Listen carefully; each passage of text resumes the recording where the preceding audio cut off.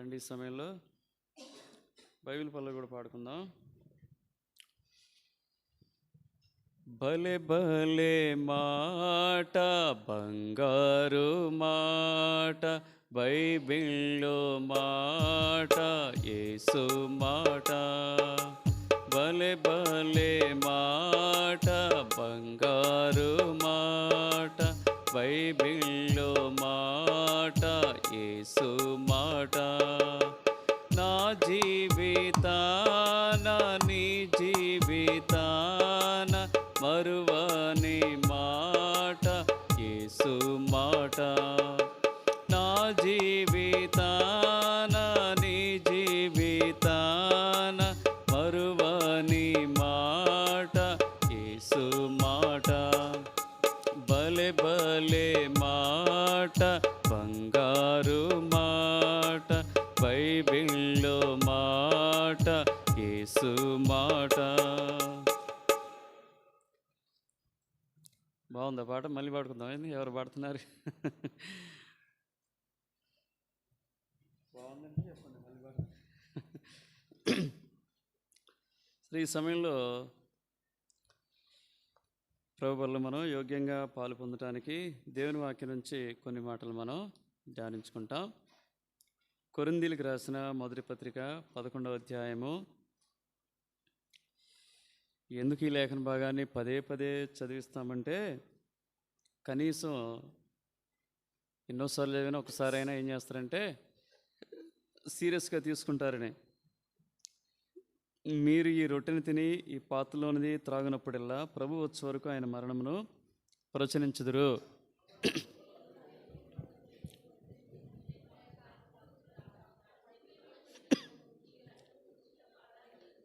కాబట్టి ప్రతి మనుష్యుడు తన్ను తాను పరీక్షించుకొనవలెను, అలాగు చేసి ఆ రొట్టెని తిని ఆ పాత్రలోనిది త్రాగవలెను.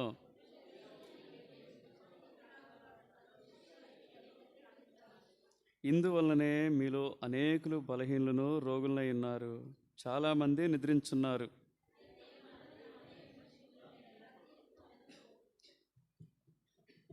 మరొక వచనాన్ని చదువుకుందాం. ఎఫెసీ పత్రిక 4వ అధ్యాయము 27వ వచనం మొదటి భాగమే. ఎఫెసీ పత్రిక 4వ అధ్యాయము 27వ వచనం కేవలం ఒక భాగమే, పై భాగమే. అపవాదికి చోటీయకుడి. మరొకసారి చదువుకుందాం. అపవాదికి చోటీయకుడి. అదేవిధంగా పేతురు భక్తుడు రాసినటువంటి మొదటి పత్రిక 5వ అధ్యాయము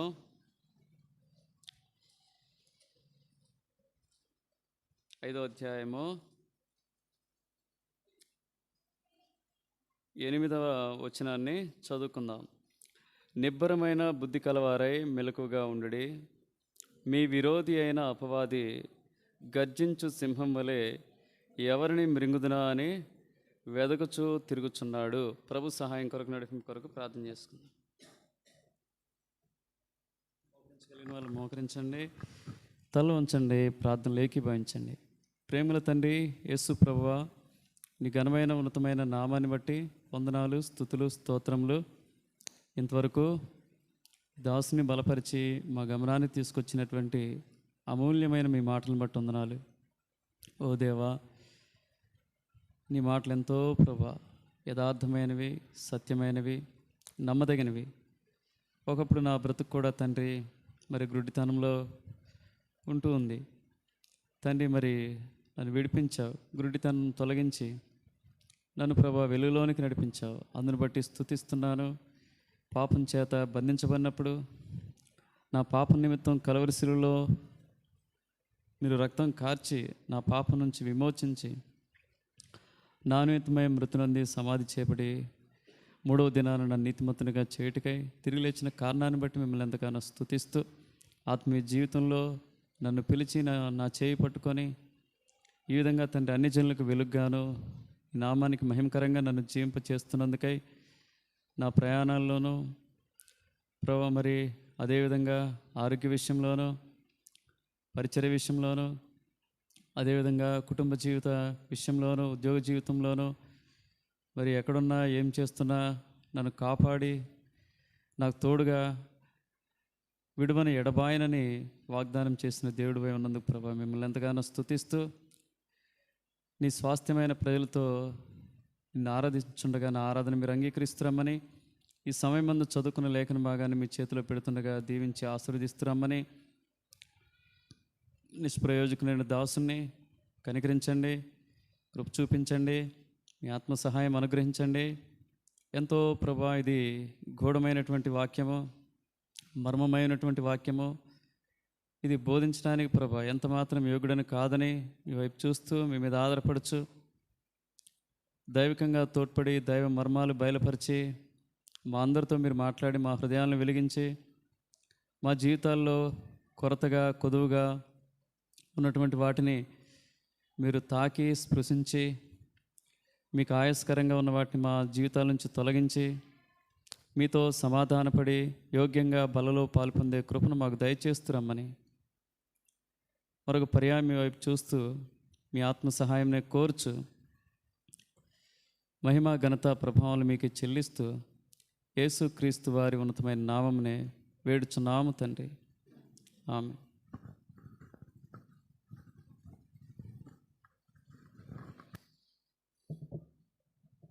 ఇది వస్తుందా మంచిగానే వినిపిస్తుందా మంచిగానే ఇది?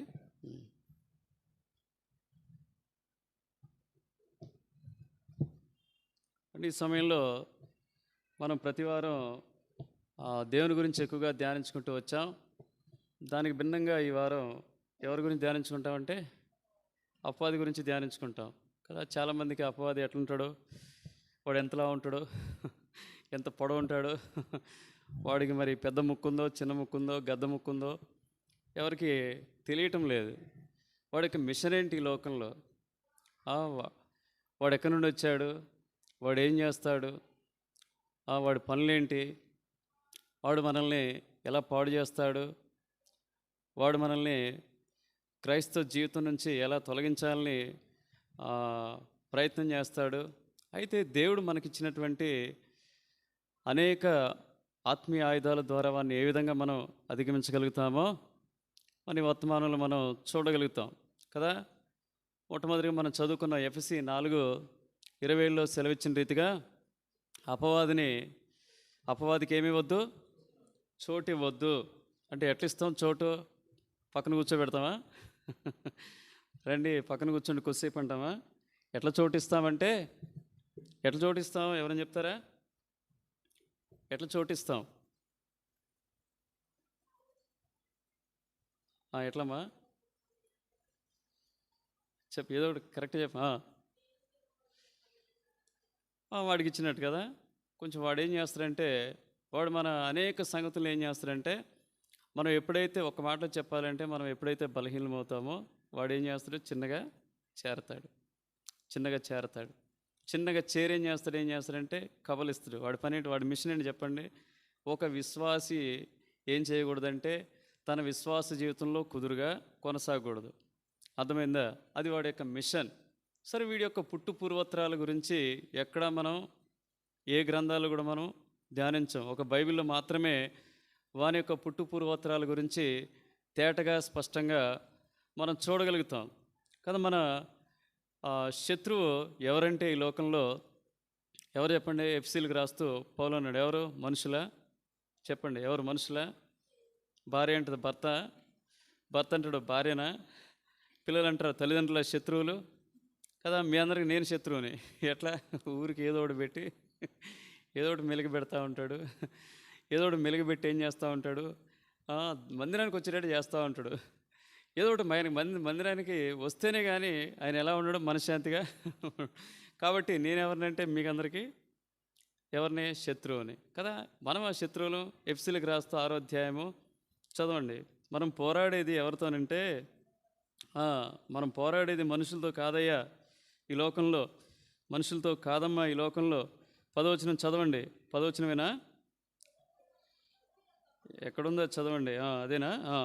తుదకు ప్రభు యొక్క మహాశక్తిని బట్టి ఆయనందు బలవంతులైనడే మీరు అపవాది తంత్రములు ఎదిరించుటకు శక్తిమంతులకు అగునట్లు దేవుడిచ్చు సర్వాంగ కవచమును ధరించుకొనుడి.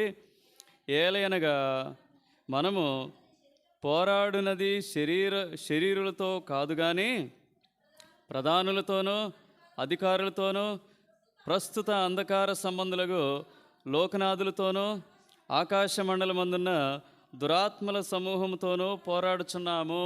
కాబట్టి గుర్తుపెట్టుకోవాలి, ఏ వ్యక్తితో ఇంకొక వ్యక్తి పోరాటానికి ఆస్కారం క్రైస్తవ జీవితంలో లేదు. నేను పోరాడితే ఎవరితో పోరాడాలంటే వెనుకున్నటువంటి వీళ్ళందరూ ఉన్న చూడండి, ఈ కేటగిరీతో మనం ఏం చేయాలంటే పోరాడాలి. మనుషులతో పోరాటం వల్ల ఏం ఉపయోగం లేదు. అసలు వీడు ఎందుకు ఈ లోకానికి వచ్చాడు? అందుకని మనం అనేక పర్యాలు ఏం చేస్తామంటే వాడి యొక్క మిషన్ ఏంటో తెలియక, వాడి లక్షణాలు ఏంటో తెలియక, వాడి యుక్తి ఏంటో తెలియక మనం అనేక సార్లు తప్పు చేసేటటువంటి అవకాశం ఈ లోకంలో ఉంది. లేదా చెప్పండి, మన అపవాది గురించి, మన శత్రువు గురించి మనం తెలుసుకున్నట్లయితే మన పని ఏమవుద్ది చెప్పండి? చాలా తేలిక అవుద్ది. ఉదయం ఒక మ్యాచ్ జరిగింది, వాళ్ళు తప్పుగా అంచనా వేశారు. ఎవరిని? ఆఫ్ఘనిస్తాన్ వాళ్ళని తప్పుగా అంచనా వేశారు. ఎప్పుడు ఓడిస్తున్నాం కదా, ఎప్పుడు ఓడిపోతూనే ఉన్నారు కదా. దాదాపుగా 25 ఏళ్ళ నుండి, 25 ఏళ్ళు రాలేదు, 20 ఏళ్ళు అనుకుంటా ఆఫ్ఘనిస్తాన్ క్రికెట్లోకి వచ్చి. 20 ఏళ్ళ నుంచి ఆఫ్ఘనిస్తాన్ ఆస్ట్రేలియా ఓడిస్తూనే వచ్చింది కదా. వీళ్ళు ఏమనుకున్నారు, ఈజీ గెలుస్తాంలే, సెమీస్కి పోవచ్చులు అనుకున్నారు. తారుమారు అయిపోయాయి. నేను ఉదయం 8 గంటల ప్రాంతంలో స్కోర్ పెట్టినప్పుడు 5 వికెట్లు పోయినాయి. అరే ఇంట్రెస్టింగ్ ఉంది కదా అని చెప్పేసి చూస్తూ వచ్చాను. 115, 19 వరకు వచ్చారు. మొత్తానికైతే అయిపోయింది కదా. మన శత్రువుని వాళ్ళు ఏం చేయలేకపోయారు, అంచనా వేయలేకపోయారు. అంచనా వేయకపోతే ఏమైపోతామంటే ఓడిపోతాం కదా. 1999లో ఇప్పుడు నాకు గుర్తు, ఇండియా సెమీస్కి పోకుండా ఉండటానికి, సూపర్ 6కో దేనికో పోకుండా ఉండటానికి అప్పుడు కూడా తప్పుడు అంచనా వేస్తూ వచ్చింది. ఏమంచనా అది? జింబాబ్వేతో మ్యాచ్ జరిగిందండి, మీకు గుర్తుందో లేదు. 99లో జింబాబ్వే వాళ్ళు 252 పరుగులు కొడితే ఇండియా 249 పరుగులు కొట్టి 3 పరుగులు తేడాతో ఓడిపోయారు. అప్పుడు ఇదే రాస్తూ వచ్చాడు, జింబాబ్వేని ఏం చేస్తూ వచ్చారు, చాలా తక్కువ అంచనా వేస్తూ వచ్చారు కదా. మనం కూడా అపవాదిని తక్కువ అంచనా వేయొద్దండి. వాడి గురించి మనం తెలుసుకున్నట్లయితే కదా. తెలుసుకున్నారు, మన నీట్ ఎగ్జామ్కి వచ్చినటువంటి వాళ్ళ శత్రువు అయినటువంటి క్వశ్చన్ పేపర్ని తెలుసుకున్నారు.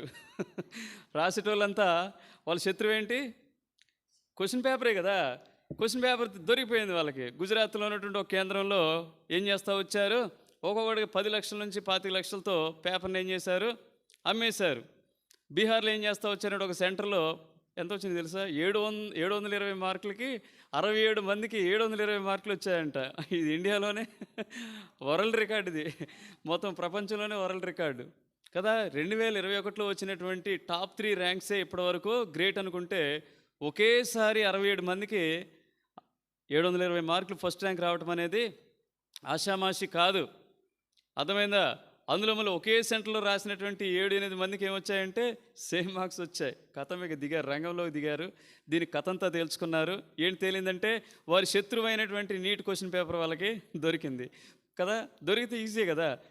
ఎగ్జాక్ట్లీ మన జీవితంలో కూడా మన శత్రువు గురించి మనం ఎక్కువగా అనలైజ్ చేయగలిగితే, వాడి బలమేంటో తెలుసుకోగలిగితే, వాడి బలహీనతలు ఏంటో తెలుసుకోగలిగితే, వాడి మిషన్ ఏంటో తెలుసుకోగలిగితే, మనం కూడా క్రైస్తవ జీవితాన్ని ఎలా చేయొచ్చు అంటే సక్సెస్ఫుల్గా. ఆ నీట్ 67 మంది ఎట్లా రాశారు?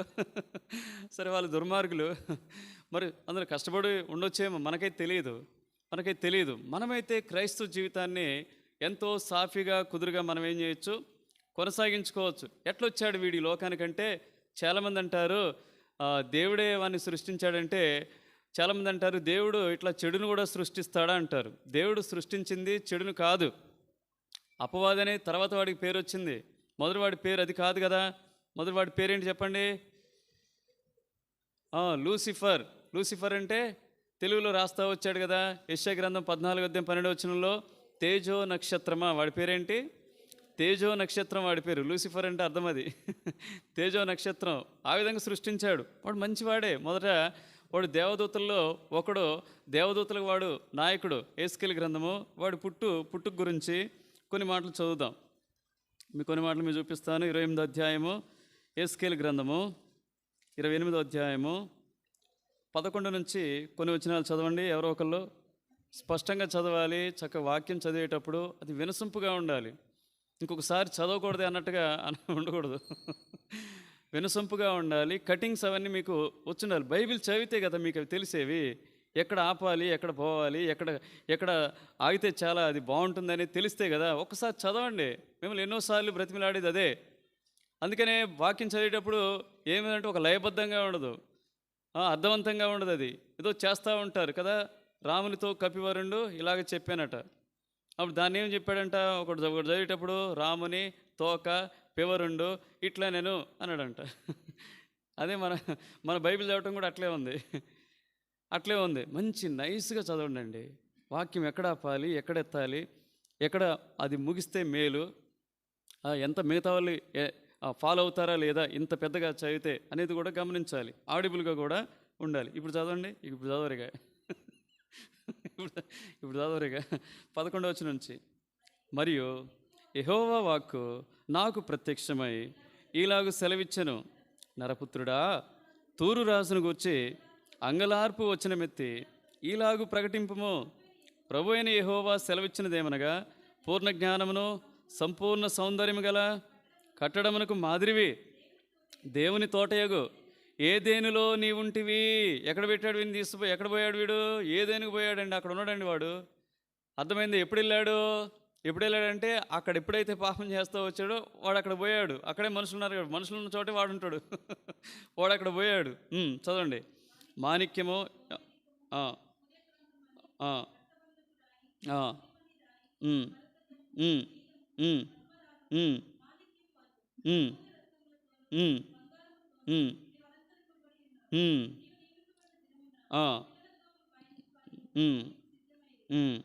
అభిషేకం నొందిన కెరూబువై యొక్క ఆశ్రయముగా నీవుంటివి. అందుకే నిన్ను నియమించితిని. దేవునికి ప్రతిష్ఠింపబడిన పర్వతం మీద నీవుంటివి. కాచుచున్న రాళ్ళ మధ్యను నీవు సంచరించుంటివి. నీవు నియమింపబడిన దినం మొదలుకొని పాపము నీ యందు కనబడి వరకు ప్రవర్తన విషయంలో నీవు యథార్థవంతుడిగా ఉంటివి. ఎప్పటి వరకు ఉన్నాడు? 3వ ఆకాశంలో ఆది సభా పర్వతం మీద దేవుని సముఖంలో దేవుని స్తుతిస్తూ ఆరాధిస్తూ కోటానుకోట్ల దేవదూతలుగా పైన ఆయన ఉన్నప్పుడు ఎలా ఉన్నాడంటే మంచిగానే ఉన్నాడు. తర్వాత ఏమైంది? రోగం పుట్టింది. అయితే నీకు కలిగిన విస్తారమైన వర్తకం చేత లోపల నీవు అన్యాయం పెంచుకొని పాపము చేయుచు వచ్చితివి గనుక దేవుని పర్వతం మీద నీవుండకుండా నేను నిన్ను అపవిత్రపరిచితిని. ఆశ్రయముగా ఉన్న కెరూబు కాలుచున్న రాళ్ల మధ్యను నీవికను సంచరింపవు. నిన్ను నాశనము చేస్తుని నీ సౌందర్యం చూచుకొని నీవు గర్వించిన వాడవై నీ తేజస్సు చూచుకొని నీ జ్ఞానమును చెరుపుకొంటివి. కావున నేను నిన్ను నేలను పడవేసేదను, రాజులు చూచుండగా నిన్ను హేళనకు అప్పగించేదను. వాడు ఆ విధంగా ఉన్నాడు. అక్కడ దేవునితో పాటుగా దేవదూతలతో పాటుగా ఉండేటటువంటి వాడు ఏమైపోతా వచ్చాడంటే హెచ్చించుకుంటా వచ్చాడు. 3 లక్షణాలు ఉన్నాయి వాడికి. ఒకటేంటి? జ్ఞానం. చాలా ఇంటెలిజెంట్. జ్ఞానాన్ని బట్టి, సౌందర్యాన్ని బట్టి. వేకువ చుక్క, తేజో నక్షత్రమా. ఎంత సౌందర్యవంతుడంటే లూసిఫరు మనం పరలోకానికి పోయినప్పుడు చూస్తాం వాడి సౌందర్యాన్ని. ఇప్పుడు చూడు, మరి తెల్లగుంటాడో, ఎత్తుకుంటాడో, పొడుగుంటాడో కదా, మరి ఎట్లుంటాడో తెలియదు. కానీ అక్కడ పోయిన తర్వాత వాడిని చూద్దాం, వాడి యొక్క అందచందాలన్నీ కూడా. అయితే వాడు అక్కడ ఏం చేస్తావు? మూడోదేంటి? దేవదూతలకు అందరికీ కూడా ఈయన ప్రధాన నాయకుడు. ఈ లక్షణాలను బట్టి ఏం చేస్తూ వచ్చారంటే గర్వించాడు, అహంకారంతో ఉండిపోయాడు. కింద వాళ్ళు కూడా ఏం చేశారంటే నేను మించిన వాళ్ళు లేడు కదా అని చెప్పేసరికి హెచ్చించుకుంటూ వచ్చాడు. యెషయా 14వ అధ్యాయం 12వ వచనానికి వచ్చేసరికి దేవునితో సమానంగా చేసుకుంటూ వచ్చాడు. యెషయా గ్రంథము 14వ అధ్యాయం 12వ వచనం, 12, 13, 14 చదవండి. తేజో నక్షత్రమా, వేకువ చుక్క, నీవెట్లు ఆకాశం నుండి పడితివి, జనములను పడగొట్టిన నీవు నేల మట్టం వరకు ఎట్లు నరకబడితివి. నేను ఆకాశమునికి ఎక్కిపోయేదను, దేవుని నక్షత్రములకు పైగా నా సింహాసనమును హెచ్చింతును, ఉత్తర దిక్కునున్న సభాపర్వతం మీద కూర్చుందును, మేఘమండలముల మీదకి ఎక్కుదును, మహోన్నతునితో నన్ను సమానునిగా చేసుకుందునని నీవు మనస్సులో అనుకొంటివి కదా. నీవు పాతాళమునకు నరకంలో ఒక మూలకు త్రోయబడితివే కదా. ఏం జరుగుతూ వచ్చింది? మనం కూడా అంతేనండి. మనం కూడా జీవితంలో హెచ్చించుకుంటే దేవునితో సమానంగా చేసుకుంటే. అందుకే నేను చాలామంది గమనిస్తాం, భయపడాలి. భయపడాలి. కొంతమంది ఏం చేయాలి, పెడతా ఉంటారు. అపోస్తులుడని పెట్టుకుంటారు కొంతమంది. వాడికి భూమి మీద ఏం చేయడు, ఏం లేదు, ఏం పరిచర్య చేసింది లేదు, ఏం చేసింది లేదు, ఆత్మలు సంపాదించలేదు, పెట్టుకుంటారు కదా. గొప్ప దైవజనుడని పెట్టుకుంటారు. నేను అనుకుంటాను ఇదంతా ఎందుకంటే హెచ్చించుకోండి. శాలువాలు వేసుకొని సన్మానాలు చేపించుకుంటా ఉంటారు. ఎవరు? సేవకులే కదా. ఇవన్నీ కొంతమంది రాస్తూ ఉంటారు ముందు కదా. స్వస్థత వరము, ఆ వరము, ఈ వరము కలిగినటువంటి కదా రాస్తూ ఉంటారు. వీళ్ళందరూ ఏమైపోతారు ఒకనాడు చెప్పండి? వీళ్ళందరూ హెచ్చించుకొని బట్టి నిజంగా దేవునితో ఉన్నటువంటి వ్యక్తి ఏం చేస్తారంటే, దైవ సేవకుడు అని ఒక మాట చాలుగా, ఇక అవసరం లేదు. దేవుని దాసుడిగా ఎంత ఎట్లా రాసుకుంటే మేలు?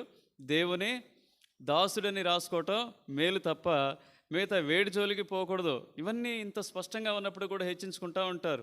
వాడు అదే చేస్తూ వచ్చాడు, హెచ్చించుకున్నాడు. దేవుడు వాడిని ఏం చేస్తూ వచ్చాడు? పడద్రోస్తూ వచ్చాడు. పడద్రోసేటప్పుడు వాడికి ఏం సమయం ఇవ్వలే. గుర్తుపెట్టుకోండి, నాశనం అవటానికి గ్రాడ్యువల్గా కాదు, ఒక్క ఉదుటిని ఏం చేస్తూ వచ్చాడు? లూకాసు వార్త 10వ అధ్యాయం 18వ వచనంలో ఆకాశం నుండి వాడు మెరుపు వలె పడిననుంటుంది. అక్కడి నుంచి ఒక్క ఉదుటిన దేవుడు ఏం చేస్తూ వచ్చాడంటే త్రోసివేశాడు. తన సన్నిధి నుంచి దూరం అయిపోయాడు. దేని బట్టి? గర్వాన్ని బట్టి, అహంకారాన్ని బట్టి. లూకా 10:18 చదవండి. ఆయన సాతాను మెరుపు వలె ఆకాశం నుండి పడుట చూచి తిని చాలు. ఎలా పడాడంటే అక్కడి నుంచి కిందికి వచ్చాడు. వాడు క్రింద ఉన్నటువంటి ఆ యొక్క పాతాళం మొదలుకొని మళ్ళీ మధ్యాకాశం, ఆ యొక్క దేవుడు ఉండేటటువంటి 3వ ఆకాశం వరకు వాడు వెళ్ళటానికి యాక్సెస్ ఉంది, కానీ అక్కడ స్థిరంగా ఉండటానికైతే యాక్సెస్ అయితే వాడికి లేదు. ఒకడే వచ్చాడా? అది కాదే. ఒకడు ఎక్కడైనా తిరుగుబాటు చేస్తే వాడి పక్షాన్ని చేరే వాళ్ళు కొంతమంది ఉంటారు కదా. వాడి పక్షాన్ని చేరేటోళ్ళు ఎవరు ఉండరా చెప్పండి? ఒక వ్యక్తి తిరుగుబాటు చేసినప్పుడు ఆ వ్యక్తి యొక్క మనస్తత్వం కలిగినటువంటి వ్యక్తులు కూడా ఉంటారు. వాళ్ళందరూ ఏం చేస్తూ వచ్చారు? వీడి పక్షాన్ని చేరుతూ వచ్చారు. ఎంతమంది చేరుతూ వచ్చారు? ఎంతమంది చేరారండి? 3వ వంతు. ప్రకటన గ్రంథం 12వ అధ్యాయం 4వ వచనం. ఇవన్నీ ఉన్నాయండి బైబిల్లో. మేమేమి కథలేం చెప్పట్లే, ఇవన్నీ బైబిల్లో ఉన్నవి. దాని తోక ఆకాశ నక్షత్రములలో 3వ భాగమును వాటిని భూమి మీద పడవేసాను కదా. ప్రకటన గ్రంథము 12వ అధ్యాయము 4వ వచనం ముందుగా స్పష్టంగా ఉంది కదా. 3వ భాగమును ఈడ్చి వాటిని భూమి మీద పడవేశాను. ఇప్పుడు లూసిఫర్ ఒకడే ఏం చేస్తూ ఉంటాడంటే వీళ్ళని ఏలుతూ వీళ్ళు ఏం చేస్తూ ఉంటాడంటే ఒక్కొక్క ఖండానికి ఒక్కరిని పంపిస్తూ వచ్చాడు. అర్థమైందా? ఒక్కొక్క దేశానికి ఒకడు, ఒక్కొక్క ప్రాంతానికి ఒకడు. చాలామంది ఉన్నారు. చాలామంది కోటాను దేవదూతలు అంటే 100లో 3వ భాగం అంటే ఎంత చెప్పండి? 33 మంది. ఇంకా పాయింట్లు కూడా ఉంది. వాళ్ళంతా కిందికి వచ్చినట్టే కదా. మళ్ళీ ఇక్కడ కూడా వాడు లీడర్గా ఉంటున్నాడు. వాడి పనులన్నీ ఇక్కడ ఏమవుతా ఉన్నాయి? చలామణి అవుతూ ఉన్నాయి. కాబట్టి వాడి గురించి నేను తెలుసుకోకుండా క్రైస్తవ జీవితాన్ని ఏం చేయలేం, కొనసాగించలేం. 3 వ్యక్తులు కూడా వాడి గురించి ఏం చేస్తూ వచ్చారంటే బాగా చెప్తా వచ్చారు క్రైస్తవ సమాజానికి. 3-4 వ్యక్తులు. ఒకళ్ళు ఎవరంటే చాలా కాలం క్రిందట జాన్ స్టార్ట్ అనే ఆయన చెప్తా వచ్చాడు. మెకార్థర్ ఆయన పేరు వినే ఉంటారు. ఆయన చెప్తా వచ్చాడు. జాక్ పునిన్ గారు కూడా నీ శత్రువుని గురించి నువ్వు తెలుసుకునే ఒక పుస్తకం ఉంది, చదవండి. అవి చదవరండి. ఒక యాప్ అన్నా డౌన్లోడ్ చేసుకోండి, అందులో ఫ్రీగా పుస్తకాలు చదువుకోండి. అవి చదవరు. ఎట్లా తెలుస్తుంది చెప్పండి? శత్రువు గురించి, అపవాది గురించి మీకు లోతైన సంగతులు ఎలా తెలుస్తాయి చెప్పండి? వాడి మిషన్ ఏంటో మీకు ఎలా తెలుసు చెప్పండి? ఇప్పుడు కొందరు మందిరానికి ఆలస్యంగా రావడానికి కారణం నువ్వు కాదు. ఎవరు చెప్పండి? వాడే. నేను అట్లా చేసింది ఎవరు? వాడే. వచ్చి కూడా ఆరాధన చేయకపోవటానికి కారణం ఎవరు? నువ్వు కాదు. ఎవరు? నీ వెనకున్నోడు, నీలో ఉన్నోడు. అర్థమైంది? వచ్చిన తర్వాత కూడా వాక్యాన్ని సరిగా వినకుండా చేసేది ఎవడో? వాడే. ఆ తర్వాత నువ్వు సమయానికి రాకుండా చేసేదేవడో? వాడే. ఆసక్తిగా లేకుండా చేసేదేవడో?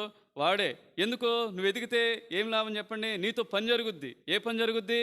దేవుని పని జరుగుద్ది. దేవుని పని జరిగితే వాడికేంటి నష్టం? దేవుని పని జరిగితే ఎంతోమందిని వాడు ఏం చేస్తూ వచ్చాడు? చెరబట్టాడు, చెరలో తీసిపోయాడు, బంధించాడు కదా. క్రైస్తవులు బంధించాడు, అటు అన్యుల్ని బంధించాడు. అన్యులనేమో విగ్రహారాధన అనేటటువంటి దానిలో బంధించాడు. మరి క్రైస్తవులు దేంట్లో బంధించాడు? తప్పుడు బోధల్లో బంధించాడు, తప్పుడు వర్షిప్. మీరు పోయి చెప్పండి, యాకోబు అనే పత్రిక రాసింది యేసుప్రభు యొక్క తమ్ముడండి. యాకోబు అంటే క్యాథలిక్ వాళ్ళు అసలు నమ్మరు. యాకోబు పత్రిక రాసింది ఎవరు? ఎందుకు నమ్మరు? ఎందుకు నమ్మరు చెప్పండి? ఎందుకు నమ్మరు? మరియమ్మకి పిల్లలే పుట్టలేదంటారు, యేసుప్రభు తప్ప ఇంకెవరు లేరంటారు. వాళ్ళ కోపం వస్తట. అర్థమైందా? యేసు ప్రభు తర్వాత నలుగురు తమ్ములు పుట్టారు, కనీసంలో కనీసం 2 చెల్లెలు పుట్టారు. అర్థమైందా? అందులో ఒక ఒక వ్యక్తి ఎవరు? యాకోబు. ఆ యాకోబు పత్రిక రాసింది ఎవరు? యాకోబే. అప్పటి వరకు ఆయన నమ్ముకోలేదు, కానీ తర్వాత ఏం చేస్తూ వచ్చాడు? 40 దినాలు భూమి మీద యేసు ప్రభు పునరుత్థానుడే ఈ లోకంలో గడిపినప్పుడు యాకోబు రక్షింపబడ్డాడు. రక్షింపబడిన తర్వాత యాకోబు ఒక నాయకుడు అవుతా వచ్చాడు, చీట్లు వేసినప్పుడు కానీ తర్వాత కానీ. ఈ సంగతులు ఎవరు నమ్మరంటే, ఎవరు నమ్మరు? మనోళ్ళే నమ్మరు. ఇంకెట్లా చెప్పండి?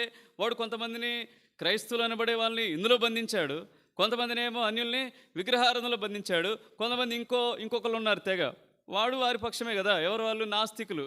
అసలు వాడు ఇంకా సంతోషపడతాడు. ఎవరు? సాతానుడు. ఆహా, అసలు వీళ్ళకి దేవుడే లేడంటున్నారు కదా, ఇంకా మంచిది. వీళ్ళందరూ ఎందుకని వాళ్ళని ఎందులో ముంచుతాడు? త్రాగుడు, తిరుగుడు కదా. వాళ్ళు ఏమైనా చేయొచ్చు అంటారు, ఈ లోకంలో ఏమైనా చేయొచ్చండి, అక్కడ ఏం నరకం లేదు, స్వర్గం లేదు, ఇదంతా మాయ, మిథ్య అని వాళ్ళు చెప్తూ ఉంటారు. వీళ్ళందరినీ అందుకనే వాడికి ఏం పేర్లు చెప్పండి? ఇప్పుడు చెప్పండి. మోసగాడు, వెరీ గుడ్. ఒకటేంటి? చాలా పేర్లు ఉన్నాయండి వాడికి. లోకాధికారి అయిపోయింది, లోకాధికారి చెప్పారు.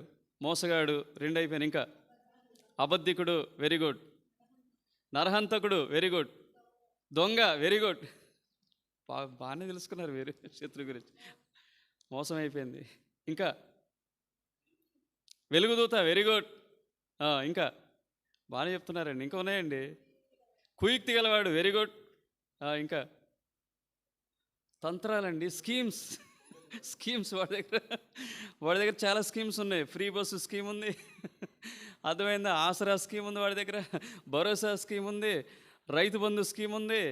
ఇంకేమైనా ఉన్నాయా చెప్పండి? విద్యా దీవెన స్కీమ్ ఉంది, అమ్మఒడి స్కీమ్ ఉంది. మొత్తం స్కీములు ఉన్నాయి వాడి దగ్గర. స్కామర్ వాడు.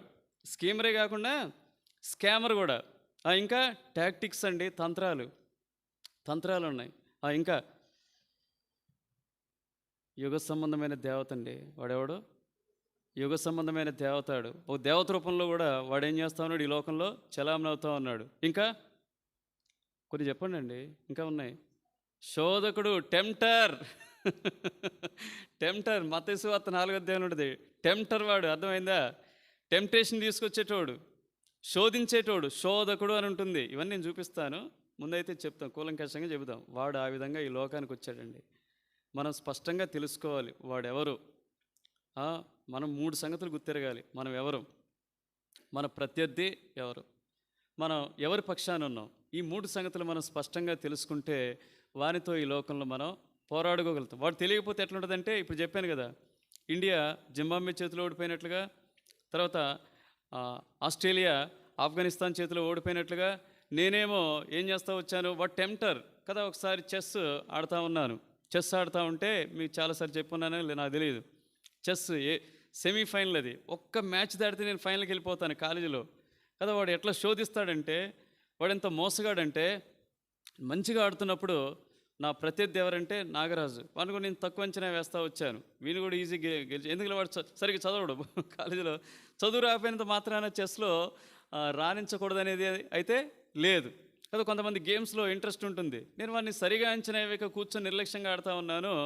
ఈలోపు ఒక అమ్మాయి వచ్చి తదేకంగా ఆ చెస్ ఆడుతున్న వైపు చూడటం వల్ల నా దృష్టి అంతా ఎడిపోయింది, ఆమె అయిపోయింది కదా. ఇట్లా వాడు ఏం చేస్తాడంటే, మన దృష్టిని వాడు మరలుస్తాడు.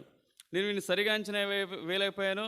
ఆ శోధన కూడా నేను తప్పించుకోలేకపోతూ వచ్చాను. మొత్తానికైతే వాడు తర్వాత వితిన్ సెకండ్స్లోనే నన్ను ఏం చేస్తూ వచ్చాడంటే ఓడించాడు. ఎన్నో గేమ్స్ కొట్టుకొని వచ్చిన వాడిని దాదాపు 30-40 మంది పేర్లు ఇస్తే, అందులో ఒకరినొకరు దాటుకుంటూ దాదాపు 8 గేమ్లు గెలుచుకుంటూ వచ్చిన వాడిని సెమీఫైనల్ ఓడిపోయాను కదా. ఇది నా జీవితంలో ఇంకా గుర్తు. వాడి పేరు బట్టా నాగరాజు. నన్ను ఓడించిన వాడు మా స్నేహితుడు బట్టా నాగరాజు. ఆ వచ్చిన అమ్మాయి పేరు రాణి రత్నావళి.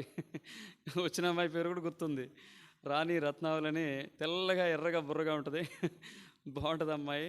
ఆ దినాల్లో నా పేరు రాజు కాబట్టి, ఆమె పేరు రాణి కాబట్టి ఫ్రెండ్స్ అందరూ కూడా ఏం చేసేవాళ్ళంటే, వాళ్ళు హేళన చేసేవాళ్ళు.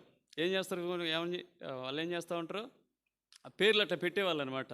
నువ్వు రాజువి, ఆమె రానివని పేర్లు పెట్టేవాళ్ళు. అది ఆ దినాల్లో సరదాగా ఉండేది, కానీ సీరియస్గా అయితే తీసుకోవాల్సిన అవసరం లేదు. సరే, మనం కూడా ప్రత్యర్థి యొక్క బలాబలాలను తెలుసుకోకపోతే మనం నష్టపోతాం.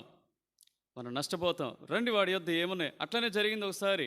శత్రువైనటువంటి అపవాది గురించి సరైన ఇన్ఫర్మేషన్ లేక బైబిల్లోనే చూపిస్తాను. ఒకళ్ళు ఏం చేస్తూ వచ్చారు, ఎఫెసీ సంఘానికి పోతారు. ఎవరు? పౌలు, శీల, తన శిష్య బృందం అంతా ఎఫెసీ సంఘానికి పోయిన తర్వాత ఆవిడ వాళ్ళంతా దెయ్యాలను ఏం చేస్తూ ఉంటారు, వెలగొడతా ఉంటారు. ఇది ఒకళ్ళు చూస్తారు. ఎవరు చూస్తారు? స్కెవయను. ఎవరు చూస్తారు? స్కెవయన్ అనేటటువంటి వాడు చూసి ఏం చేస్తారంటే, వాడికి ఎంతమంది పిల్లలు? 7 పిల్లలు. వీళ్ళు కూడా ఏం చేస్తారంటే, ఇదేదో లాభసాటిగా ఉంది కదా, వాళ్ళు యాజకుడు అంటే దేవుని యాజకుడు కాదండి, వాడు ఏదో దేవతకి యాజకుడు అయి ఉండొచ్చు. ఎవరు? స్కెవయను. వాడు ఏం చేస్తారంటే, ఈ దేవత ద్వారా ఏం పోవటం లేదు కదా, ఇక యేసుప్రభు నామాన్ని బట్టి దెయ్యాలు పోతున్నాయి కదా అని చెప్పేసి ఏం చేస్తాడు, ఆ నామాన్ని బట్టి వాళ్ళు ఏం చేస్తారంటే దెయ్యాలు వెళ్ళగొట్టాలని. వాడి గురించి తెలియదు, ప్రత్యర్థి గురించి తెలియదు, శత్రు గురించి తెలియదు. వాడిని ఎట్టయినా మేము ఏం చేయొచ్చు, వాడిని మనుషుల్లో నుండి వెళ్ళగొట్టిన తర్వాత వాళ్ళ డబ్బులు ఇస్తారు కదా అని దురాపేక్షతో ఏం చేస్తూ వచ్చారు, వాటిని ఢీకొనటానికి పోతారు. ఢీకొనటానికి పోతే ఏం చేశాయి? వాటి సమగ్ర సమాచారం నీకు నాకు తెలియకపోతే నష్టపోతాం. అందులో ఇద్దరిని ఏం చేశాయి? బైబిల్ చదవండి, అపోస్తుల కార్యాలు 19వ అధ్యాయము. Very good. యూదుడైన స్కెవయను, ప్రధాన యాజకుడు, కుమారులు 7. అందుకు ఆ దయ్యము, నేను యేసును గుర్తెరుగుదును, పౌలును కూడా ఎరుగుదును, కానీ మీరెవరని అడుగుగా, ఆ దయ్యం పట్టినవాడు ఎగిరి వారి మీద పడి వారిలో 2 లొంగదీసి గెలిచెను. అందుచేత వారు దిగంబరులై గాయం తగిలి ఆ ఇంట నుండి పారిపోయిరి. జాగ్రత్త సుమా. మన గురించి తెలిసినటువంటి వ్యక్తులు ప్రపంచంలో 2 ఉన్నారు.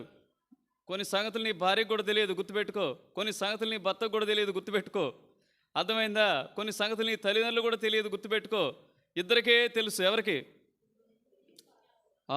ఒకటి దేవునికి తెలుసు, 2వది సాతానికి తెలుసు. అందుకనే చాలా జాగ్రత్తగా ఉంటాం. దెయ్యాలు పట్టిన వాళ్ళ దగ్గర పోతే నీ బ్రతుకంతా ఏం చేస్తాయి, అవి తేట తెల్లని చేస్తాయి. తిమోతి అంకుల్ అని మీకు తెలిసే ఉంటుంది. ఒకసారి ఆయన ఇట్లనే దెయ్యం పట్టిన వాళ్ళు వచ్చినప్పుడంట, ఆయన ప్రార్థన చేయటానికి వాళ్ళు తీసుకొచ్చారు. దెయ్యం పట్టిన వాళ్ళు కూర్చోబెట్టారు, 4 పిలుచుకుంటూ వచ్చారు. ఆయన కూడా సేవ చేస్తూనే ఉంటాడంట. ఒక ఆయనేమో పరిచర్య బలిచ్చే వ్యక్తి అన్నమాట. వాళ్ళంతా కూడా ప్రార్థన చేస్తూ ఉన్నారంట. ఇక ఈయన ఎత్తాడంట, ఒక బలిచ్చే ఆయన ఎత్తాడంట. అప్పుడు ఆ దెయ్యం అంటుందంట, ఆపరా 2 పిల్లలోడా అంటుందంట. నీ సంగతి నాకు తెలియదు అనుకుంటున్నావా? నువ్వు ప్రార్థన చేస్తే నేను పోతానా అంటుందంట.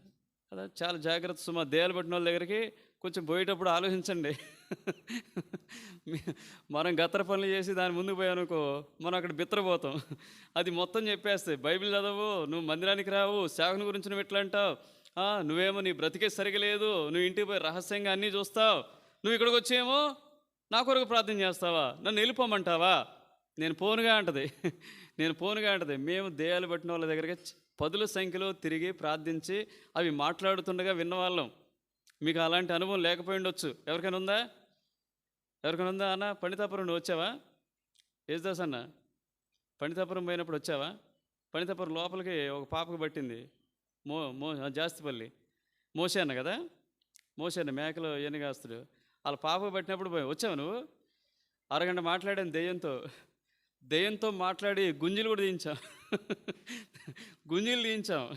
మా నోరు మూయొద్దని చెప్పాం. యేసుప్రభు నిన్ను ఓడించాడని చెప్తావా అని అడిగినప్పుడు, ఓడిపోయాను, నన్ను వదిలి వెళ్ళిపోండి, మీకు సాగిలపడి దండం పెడతాను, మీరు ఎందుకు వచ్చారు, నాకు ఇక్కడ హాయిగా ఉందని చెప్తా ఉంది. నాకు ఇక్కడ హాయిగా ఉంది, నాకు ఇక్కడ స్థలం ఇచ్చారు, చక్కగా నాకు మంచి స్థానం ఉంది ఇక్కడ, నేను చెప్పినట్టుగా వాళ్ళు వింటున్నారు, చెప్పినట్టుగా వాళ్ళు విగ్రహారం చేస్తున్నారు, చెప్పినట్టుగా నాకు సాగిల పడుతున్నారు, నువ్వెందుకు వచ్చావు? నన్ను ఎన్కౌంటర్ చేసింది. మామూలుగా ఎన్కౌంటర్ చేయలే. దాదాపుగా మాతో వాదించింది. 10-15 నిమిషాలు వాదించిన తర్వాత గద్దించాం. దెయ్యంతో మీరు స్మూత్గా చెప్తే పోదండి, అర్థమైందా? మౌనంగా ప్రార్థన చేస్తే కూడా పోదు. ఏం చేయాలి? యేసుప్రభు ఏమన్నాడు చెప్పండి? మోగమైన చెవిటి దెయ్యమా పో అన్నాడు కదా, అంతేనా? నువ్వు కూడా అట్లానా? లేకపోతే రండి, ఏమండి మీరు ప్లీజ్ దయచేసి వెళ్ళండి మా ఇంటి నుంచి, ప్లీజ్ ఈ ఒక్కసారికి వెళ్ళండి. మీద మిమ్మల్ని ఓడించారు కదండి యేసుప్రభు గారు, మీరు ఎందుకు వస్తారండి? మీరు పదే పదే మా ఇంటికి వచ్చి ఎందుకంటే డిస్టర్బ్ చేస్తారండి? రిక్వెస్ట్ చేస్తే అది పోదు. అర్థమైంది? దాన్ని ఏం చేయండి? గద్దించాలండి, గట్టిగా గద్దించండి. ఏమిటి వాడి స్కీమ్స్? ఇప్పుడు రండి, ఏమిటి వాడి స్కీమ్స్? రండి ఒక్కొక్కటి చూద్దాం. ఒక 5 చూద్దాం, వాడు ఎట్లా పోతాడో ఒక 5 చూద్దాం. ఓకేనా? ఇవి 5 అవి 5 చూద్దాం. కేవలం చదవటమే. నేనేమి బిందు అనుకుంటుంది, అయితే ఇంట్లో వంట కూడా చేయలేదు. నువ్వు పెడతావా? 5 10 చెప్తానంటున్నావు. ఏం కాదమ్మా, ఇక్కడ అందరికి పెట్టచ్చు, అందరికి పెట్టేటంత కెపాసిటీ ఉంది, ఇబ్బంది ఏం లేదు.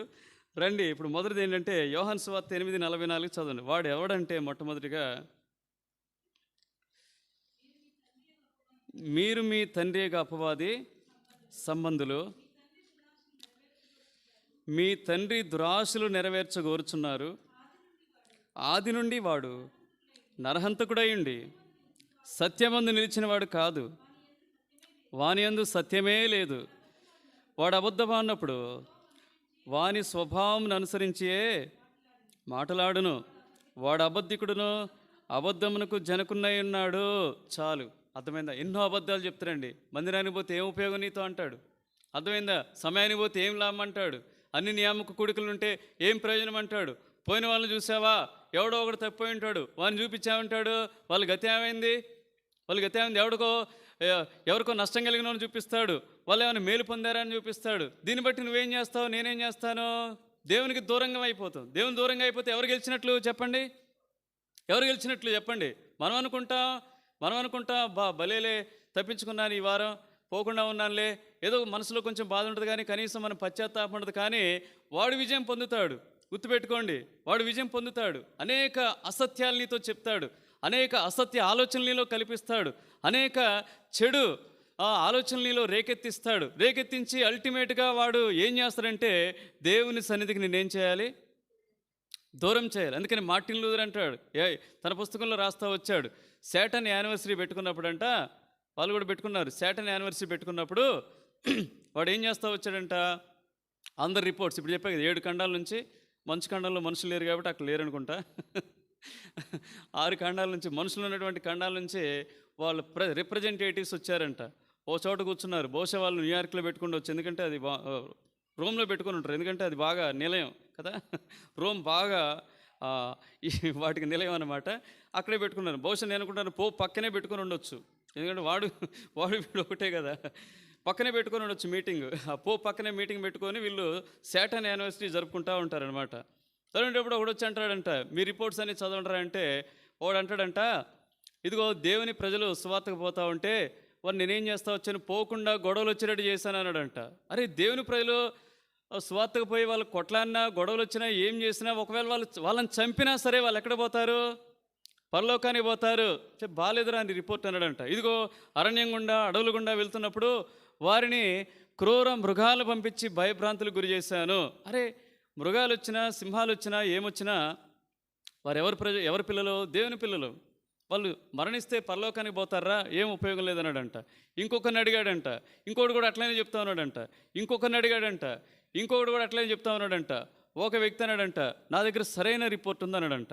ఏం రిపోర్ట్ అంటే, వాడు చదువుతా ఉన్నాడంట, వాళ్ళందరూ కూడా ఏకాగ్రతతో వింటా ఉన్నారు. ఏం చెప్తున్నాడంట వాడు?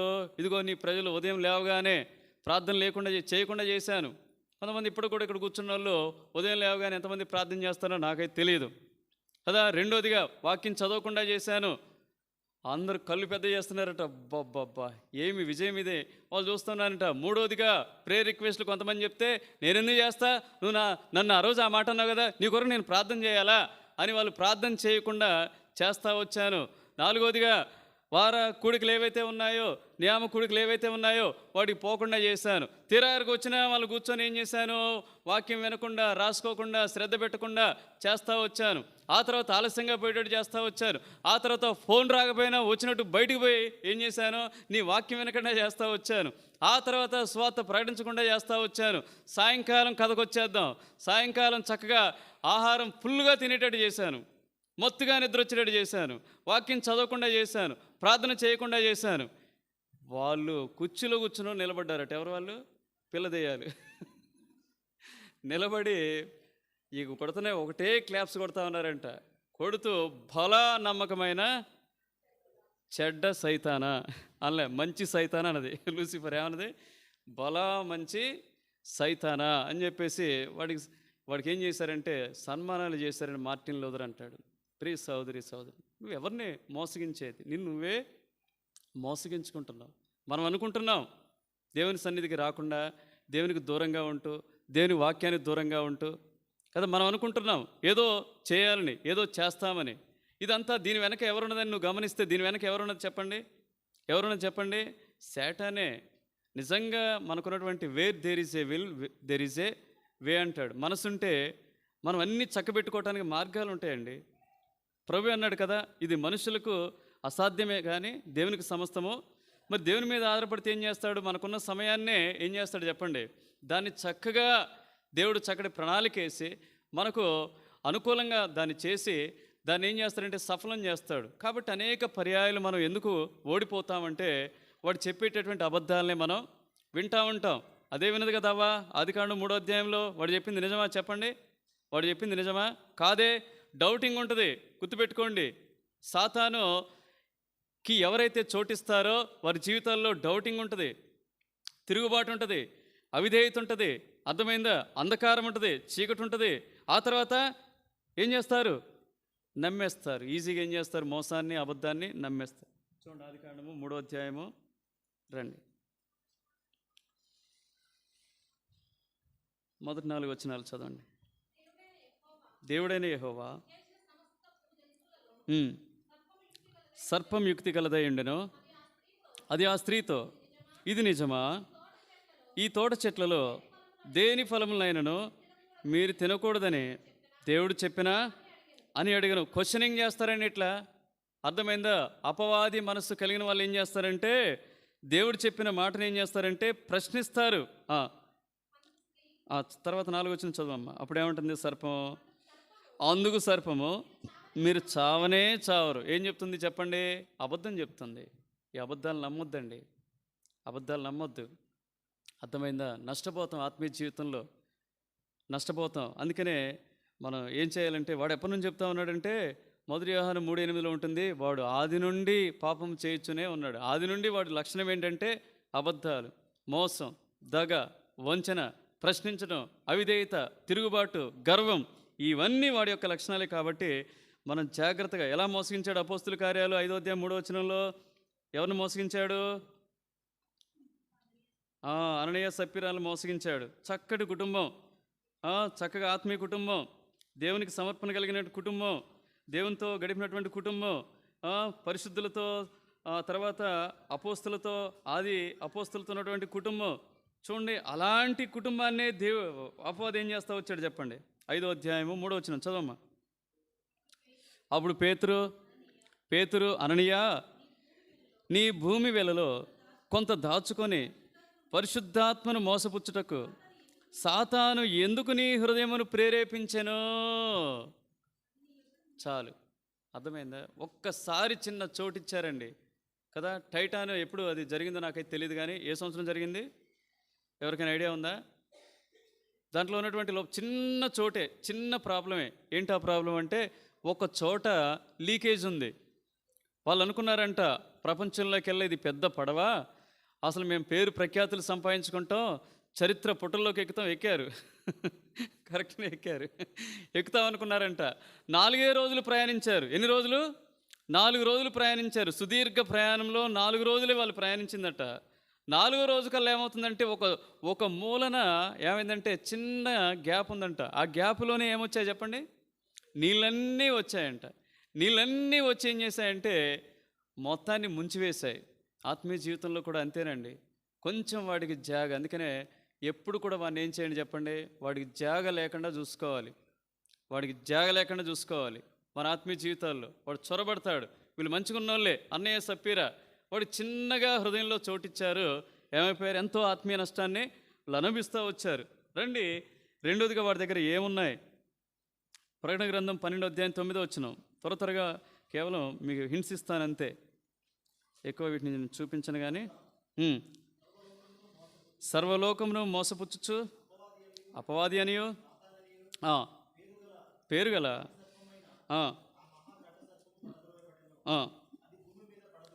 అది భూమి మీద పడద్రోయబడును, దాని దూతలు దానితో కూడా పడద్రోయబడిరి.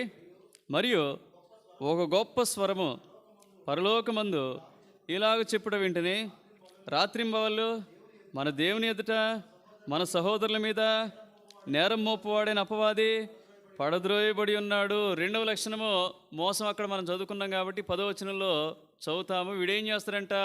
నేరారోపణ, దోషారోపణ. చాలా డేంజర్ అండి ఇది చాలా డేంజర్. నేరారోపణ, దోషారోపణ మొట్టమొదటిగా నీ మీదే చేస్తాడు. ఏమంటాడు? ఇంకా నీ పాపాలు ప్రభు క్షమించలే, నువ్వు ఇంకా బలహీనంగానే ఉన్నావు, నీ గురించి ఏమనుకుంటున్నారు, నీ గురించి అనేక రీతిలుగా అనుకుంటున్నారు తెలుసా? నేరారోపణ. నువ్వు అప్పుడు ఇట్లా చేసావు కాబట్టి నువ్వు ఇట్లున్నావు. కానీ యేసు ప్రభు ఏమంటున్నాడు చెప్పండి? హెబ్రీ 8:12 ఏమంటాడు చెప్పండి? ఇక వారి పాపములు నేను ఎన్నటికీ జ్ఞాపకము చేసుకొన్నని దేవుడు చెప్తా ఉంటే నీకు ఎవడు జ్ఞాపకం చేస్తూ ఉంటాడు? ఎవడు నేరారోపణ చేస్తూ ఉంటాడు? ఎవడు దోషారోపణ చేస్తూ ఉంటాడు? ఎవరు చెప్పేది? అపవాదండి. పదే నీ గత జీవితాన్ని, గత పతనాలని, గత జీవితంలో ఉన్నటువంటి ఓటముల్ని వాడు జ్ఞాపకం చేస్తూ ఉంటాడు. నువ్వు కూడా వాడి ఓటమిని జ్ఞాపకం చేయాలి. అర్థమైందా? నువ్వు కూడా ఏం చేయాలి? వాడి ఓటమిని జ్ఞాపకం చేయాలి. ఒక్కరోజన్నా అనండి, నిన్ను కలవరిశిల్లో యేసయ్య ఓడించాడు రా, దుర్మార్గుడా, ఘోరంగా ఓడిపోయావు, నీకు సిగ్గులేదురా? ఇంకా మా ఇంటికి వస్తావు, మా జోలికి వస్తావు. హెబ్రీ 2:14 వాడిని ఏం చేస్తా వచ్చాడు యేసయ్య? హెబ్రీ 2:14 వాడి యొక్క పతనాన్ని మీరు జ్ఞాపకం చేయండి. వాడు వెళ్ళిపోతాడు ఇక అక్కడి నుంచి.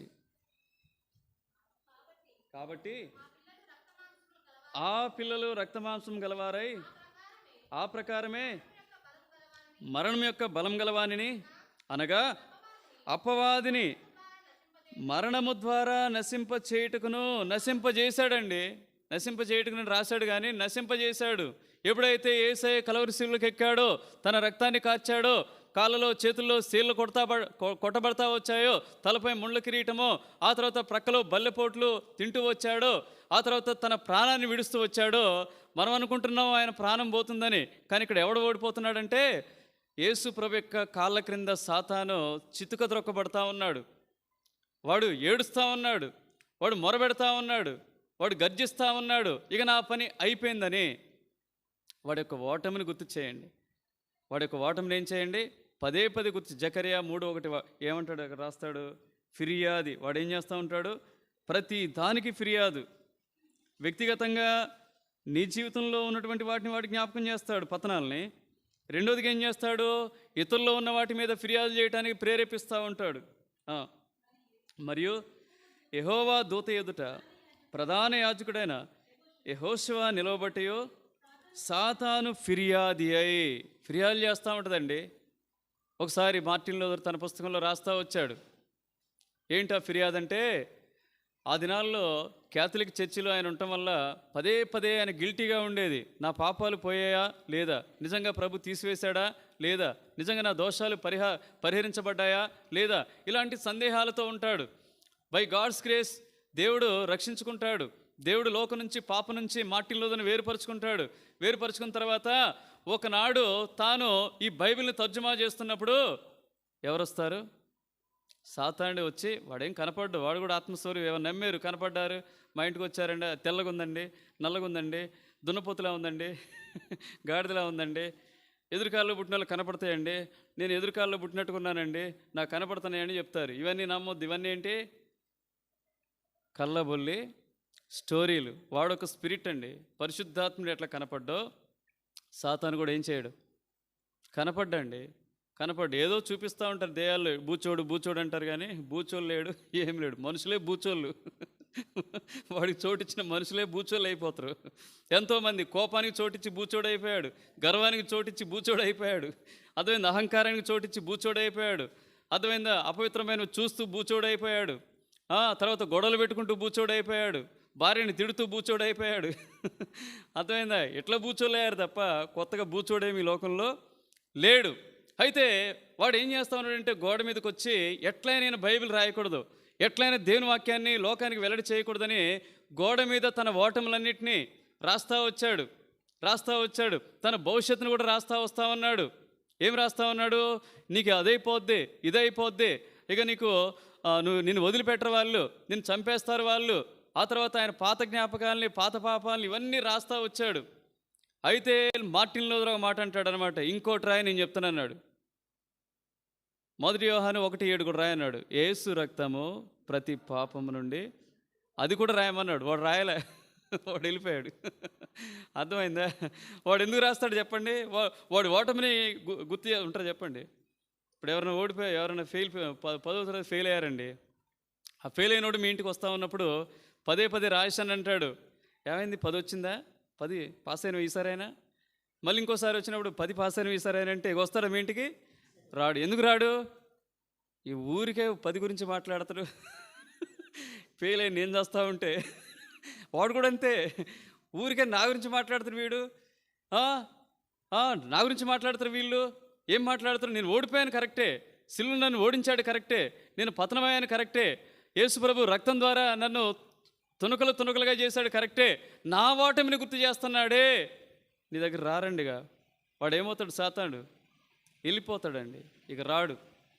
భయం కూడా, భవిష్యత్తు గురించినటువంటి భయం వాడే కల్పిస్తాడు. నీకు అది రాదు, నువ్వు చేసిన కావు, నువ్వెంత ప్రయత్నం చేసినా అది నీకు దక్కదు. ఇవన్నీ కూడా ఎవరు చెప్పేది? నిరుత్సాహపరిచేది కూడా వాడేనండి. వాడే, గుర్తుపెట్టుకోండి.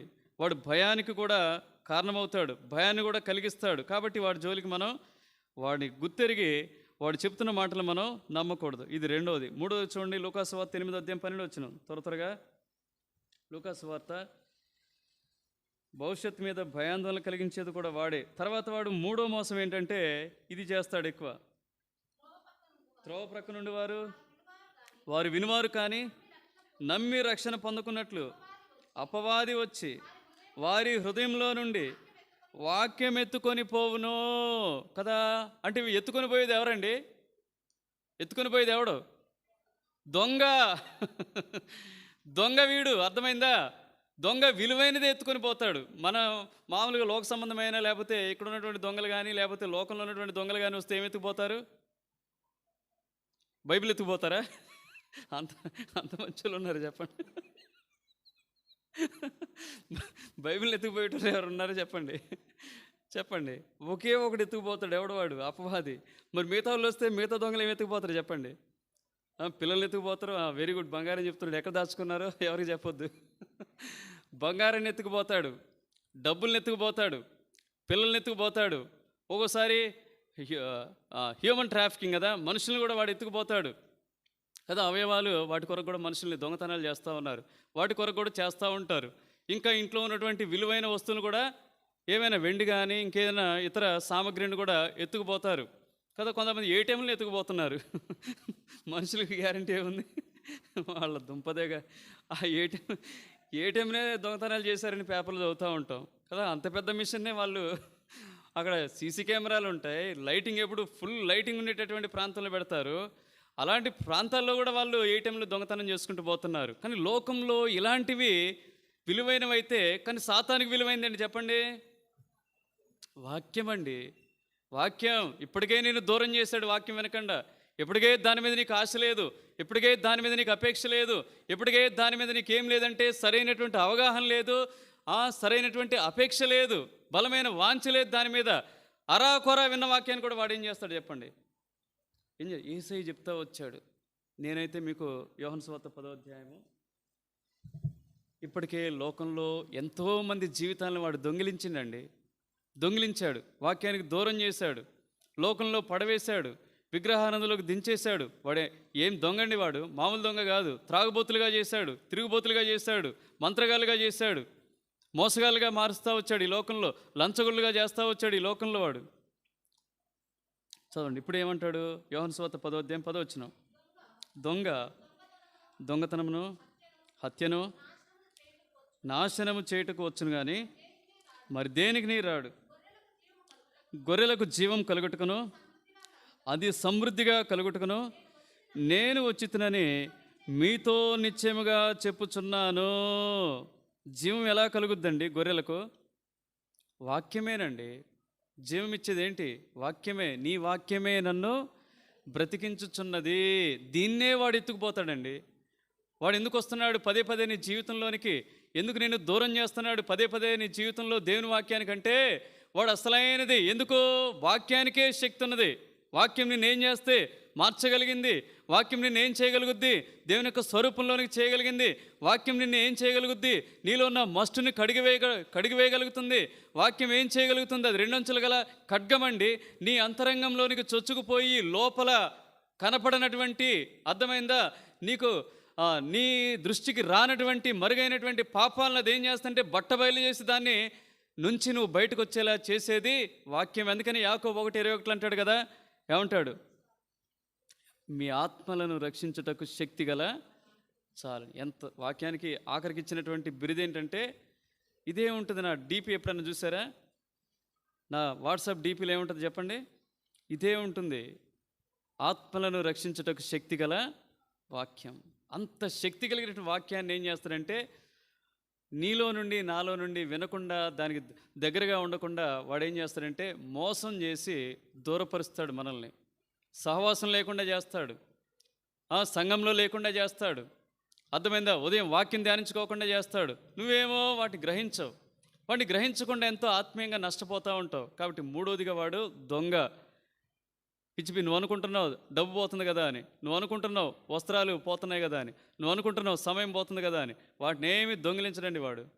ఏం దొంగిలించేది చెప్పండి? విలువైనటువంటి వాక్యానికే నిన్ను దూరం చేసి అది దొంగతనం చేస్తాను నీ దగ్గర లేకుండా. గుర్తుపెట్టుకో. ఇది మూడోది. నాలుగోదిగా 2 కొరింథీ 11:14 ఇప్పుడు చెప్పాడు వెలుగుదూత.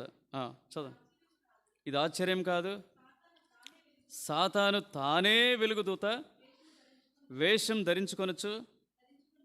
ధరించుకొనుచున్నాడు గనుక వాని పరిచారకులను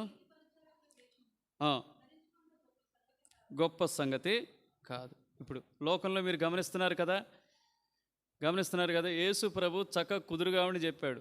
ఒకడు ఏం చేస్తాడంటే విచిత్రమైన వస్త్రాలను వేసుకుంటాడు, వేసుకొని తెల్లగా దగదగలాడే వేసుకుంటాడు.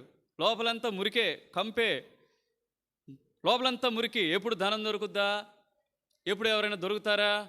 ఆడవాళ్ళ విషయమై సరైన వైఖరి లేక, ఆ తర్వాత ఎప్పుడు వస్త్రాల మీద, ఎప్పుడు భోజనం మీద, ఎప్పుడు సంపాదన మీద ఉంటూ తెల్లటి దగదగ వస్త్రాలు వేసుకొని తిరుగుతూ ఉంటారు.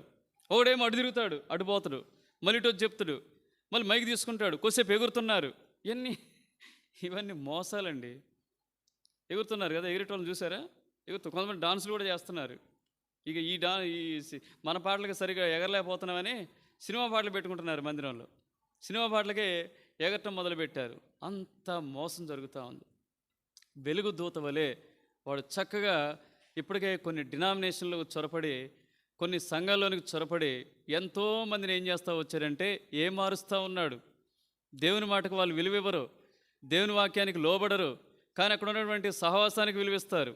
అదేంటో తెలుసా? మా దగ్గర ఎంతమందో తెలుసా?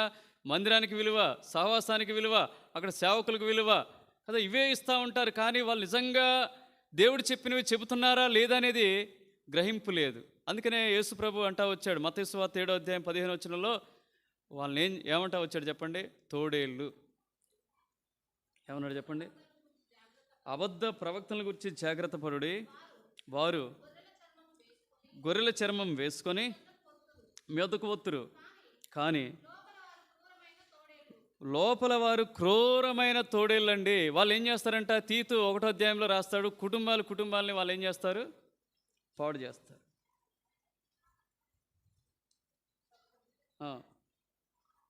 చదవండి. అనేకులు విశేషముగా సున్నతి సంబంధులను, అవిధేయులను, వదరబోతులను, మోసపుచ్చు వారినై ఉన్నారు. వారి నోళ్ళు ముయింపవలను. అట్టివారు ఉపదేశింపకూడని వాటిని దుర్లాభం కొరకు ఉపదేశించుచు కుటుంబములనే పాడు చేయుచున్నారు. జాగ్రత్త సుమా. వెలుగుదూత సంబంధించినటువంటి ఒకవేళ గత జీవితంలో నువ్వు ఉన్నావేమో, తప్పించుకున్నావు, ఇక్కడికి రాగలుగుతూ వచ్చావు, సరైనటువంటి సాహసంలో ఉండగలుగుతూ వచ్చావు, ఆత్మీయంగా మేలు పొందు, తిరగమాకు. FC 4:14 అంటాడు. FC 4:14లో ఒక మాట ఉంది, ప్రాముఖ్యమైన వచనం. ఏ బోధకు పడితే ఆ బోధకు తిరగమాకండి అంటాడు. అందువల్ల మనమికి మీదట పసిపిల్లలమై ఉండి మనుషుల మాయోపాయముల చేత వంచనతోనూ తప్పు మార్గమునకులా కుయుక్తితోనూ గాలికి కొట్టుకొని పోవునట్లు కల్పింపబడిన ప్రతి ఉపదేశమునకు ఇటు అటు కొట్టుకొని పోవచ్చు అలల చేత ఎగరగొట్టబడిన వారమైనట్లుండక. అలా ఉండొద్దండి, అలా ఉండొద్దు. సరైన సహవాసం కలిగి ఉండు. వాక్యం చక్కగా అక్కడికి రానివాడు కదా. మీరే చూస్తున్నారు అంటే మనం హెచ్చించుకోవటం కాదు, కానీ మీరు గమనించండి. 3 ఏళ్ళ పరిచర్యలో, ఈ 3 ఏళ్ళ మేము పరిచర్యలో మీరే ఎక్కడైనా లోటుపాట్లు ఉంటే చెప్పండి. ఎక్కడైనా మీరు చెప్పండి. ఎక్కడైనా వాక్యాన్ని వక్రీకరించి స్వలాభం కొరకు, స్వార్థం కొరకు, లేదా వంకరగా బోధించి ఏదైనా సంపాదించుకోవాలని ఏదైనా ఆశ కలిగి ఉంటే నేను చెప్తాను కదా, అలాంటి ఎప్పుడైనా వచ్చినప్పుడు ఏం చేస్తాను, ఈ గోడలు ఇవన్నీ కట్టి ఒక 3 గదులు కట్టి అద్దెకిచ్చి నేను ఎక్కడ పోతాను, ఎక్కడికైనా పోయి ఎక్కడ మందిరం పోయి నేను పాటలు పాడుకుంటూ అక్కడ దేవుని స్తుతిస్తా. అర్థమైందా? అట్లాంటివి చేయటానికి కాదు దేవుడు మమ్మల్ని ఏర్పరచుకున్నది. అలాంటి జోలికి మేము పోము. అర్థమైందా? అలాంటి వాటిని మేము ఎప్పుడూ చేయటానికి ఇష్టం లేదు. ఒకవేళ అలాంటి ఆలోచనలు వచ్చినప్పుడు ఏం చేస్తామంటే, చెప్పాను కదా, ఏం చేస్తాను, దీన్ని మొత్తం క్లోజ్ చేస్తాం. దీన్ని మొత్తం క్లోజ్ చేయడానికి వాడు అనేక రీతిలుగా నా మీద బాణాలు ప్రయోగిస్తూనే ఉన్నాడు. వాడి దగ్గర ఏముంటాయంటే ఇంకొకటి అగ్ని బాణాలు కూడా ఉంటాయి. వాడు ప్రయోగిస్తూనే ఉంటాడు. ఎవరి ద్వారానో గలిబిలి కలిగిస్తాడు, ఎవరి ద్వారానో ఆటంకం కలిగిస్తాడు, ఎవరి ద్వారానో కుదురుగా పని చేయకుండా మనశ్శాంతి లేకుండా చేద్దామని చూస్తూ ఉంటాడు. అయినా వాడు ఎన్నో పర్యాలు నాతో చెప్పాడు. ఇప్పుడు 2000 పరిచర్యకు వచ్చినప్పుడు చెప్తా వచ్చాడు. 16లోనే అన్నాడు, నువ్వు చేయలేవన్నాడు, నీ వల్ల కాదన్నాడు, నీకు రాదన్నాడు, నీకు వాక్యమే తెలియదు, నువ్వెట్లా చెప్తావన్నాడు. నోరు మూసుకొని చెప్పాను, నా దేవుడు నాకు బోధిస్తాడు, నా దేవుడు నాకు నేర్పిస్తాడు. వాడిని ఓడించాను, వాడిని గద్దించాను, వాడు పారిపోయాడు. తర్వాత ఇక్కడ పెట్టేటప్పుడు మళ్ళీ వచ్చాడు. వాళ్ళ ద్వారా వీళ్ళ ద్వారా మనుషుల ద్వారా వచ్చి అన్నాడు, నువ్వు ఉద్యోగస్తులు వేయండి ఎట్లా చేస్తావు, వాళ్ళు ఊరుకోరు కదా, నీ ఉద్యోగం పీకేస్తారు కదా, ఆ తర్వాత నువ్వు ఇది చేయగలవా, ఎవరైనా వస్తారా, ఇట్లా నానా రకాలుగా అంటా వచ్చాడు. నోరు మూసుకోమని చెప్పి, ఇది నా పని కాదు, ఇది ఎవరి పని, ఇది ఎవరి పని, నా ప్రభు పని. నా ప్రభు పని నాకంటే ఎక్కువగా ఆయనకి ఎట్లా చేయాలో ఆయనకే తెలుసు. ఆయన చెప్తాడు, నేను చేస్తాను. అర్థమైంది? ఆయన చెప్పింది చేస్తాను. ఆయన ఇష్టం వద్దులు చేయటం, వద్దులు చేసుకోపోవటం ఆయన ఇష్టం. వాడిని నోరు పదే మూపిస్తూ వచ్చాను. తిరిగి ప్రారంభించిన తర్వాత ఒకరి ద్వారా ఒక విశ్వాసాన్ని ఏర్పరచుకున్నాడు. ఒక విశ్వాసాన్ని ప్రభావితం చేస్తాడు. అర్థమైందో ఒక పరిచారానికి ప్రభావితం చేస్తాడు. అర్థమైందో ఒక సేవకునే ప్రభావితం చేస్తాడు. వాళ్ళ ద్వారా ఆటంకాలు కలిగించాలని సృష్టించాలని ప్రయత్నం చేస్తూ వచ్చాడు. అయినా సరే అన్నాను, నువ్వేమి చేసినా ఆఖరిగా నువ్వు ఏడవటమే తప్ప నేనైతే ఏడవను. ఎందుకు? నా ప్రభు నాకు సహాయకుడు. అర్థమైందా? నా ప్రభు నాకు సహాయకుడు. ఒకవేళ నేను ఏదైనా కానిది ఏదైనా చేస్తే నన్ను శిక్షించు, గద్దించు, నేర్పించు, కానీ నీ పని చేయక నేనైతే ఉండను. భవిష్యత్తులో కూడా అంటాడేమో, భవిష్యత్తులో ఒకవేళ నేను అనుకుంటున్నాను, భవిష్యత్తులో కొద్ది రోజుల తర్వాత నేను పూర్తిగా నా జాబ్ వదిలేసి నేను ఇందులో కొనసాగుతాను. నాకు అందుకని కావలసినవన్నీ దేవుడు నాకు ఇచ్చాడు. ఏది నా కొరత అయితే లేదనుకుంటాను. భవిష్యత్ దినాల్లో అది జరుగుతుందేమో. అప్పుడు కూడా వాడు నా దగ్గరకు వస్తాడు. అప్పుడు కూడా నేను చెప్పేది ఇదే, నా ప్రభు నన్ను ఏం చేస్తాడు, పోషించగలడు, నాకు కావాల్సింది ఇవ్వగలడు. అదే నేను చెప్పబోయేది. మీ జీవితాల్లో కూడా అండి పరిచర్య చేసి మీరు నమ్మరు, ప్రభు మహిమార్థమే నేను చెప్తా ఉన్నాను. వాడు అనేక రీతిలుగా నన్ను వెనక్కి లాగాలని ప్రయత్నం చేస్తూ వచ్చాడు కదా. 2018లో నేను ట్రాన్స్ఫర్ అయ్యి ఇల్లందుకు వచ్చిన తర్వాత, ఇల్లందుగా క్షమించండి, 2015లో మేము ఇల్లు ప్రారంభించాము. 16లో 17 వరకు కొనసాగుతూ వచ్చింది. 16 ఎండింగ్ అయిపోయింది కదా, 17లో వచ్చాం. అప్పటి వరకు కూడా నేను ఏం చేస్తూ వచ్చాను, 2 సంవత్సరాలు నేను అప్ అండ్ డౌన్ చేసేది. అప్ అండ్ డౌన్ చేసినప్పుడు అప్పుడే నేను పరిచర్యలు ఎదుగుతున్నప్పుడు నాకు 100, ఇప్పుడు వీళ్ళనే 100-120 కిలోమీటర్లు నేను ప్రయాణం చేయవలసి వచ్చేది. వాడు సాతాను యొక్క ఉద్దేశం ఏంటి, నేను దేవుని పని చేయకూడదు, దూరంగా ఉండాలి, దేవుని మాటలు బోధించకూడదు. ఇది వాడి యొక్క మిషన్. వీళ్ళు అనేవాళ్ళు ఇక్కడ నాకు పరిచర్య రాయటానికి, మరి నువ్వు అంత దూరం రాగలవా కదా. సాతానే వాళ్ళకి ఆ విధంగా ఆ ప్రశ్న వేయటానికి అవకాశం ఇచ్చేదేమో. నేననేది అనమాట, వాడు గెలవటానికి వీల్లేదు, ఎవరు సాతాను గెలవటానికి వీల్లేదు. వస్తాను, ఎక్కడికి వెళ్ళాలి చెప్పండి, చిట్యాల, ఇక్కడ నుంచి 120 కిలోమీటర్లు రావాలి, మళ్ళీ ఎక్కడ పోవాలి, మళ్ళీ ఒక 35-40 కిలోమీటర్లు పోవాలి చిట్యాల. దిగేదండి 6 గంటలకి దిగేది. ఎక్కడ 6:30 కల్లా దిగేది. 6:30కు దిగి అక్కడనే బండి పట్టుకొని అక్కడ పోయి ఎక్కడ హరి స్వీట్స్ కానీ లేకపోతే ఇటు రవి స్వీట్స్ కానీ అక్కడ పోయి ఏదో ఒకటి తినేది. ఆ వాటర్ బాటిల్ ఒకటి కొనుక్కునేది, మోంగడుక్కునేది, ఇంటికి కూడా వచ్చేది కాదు.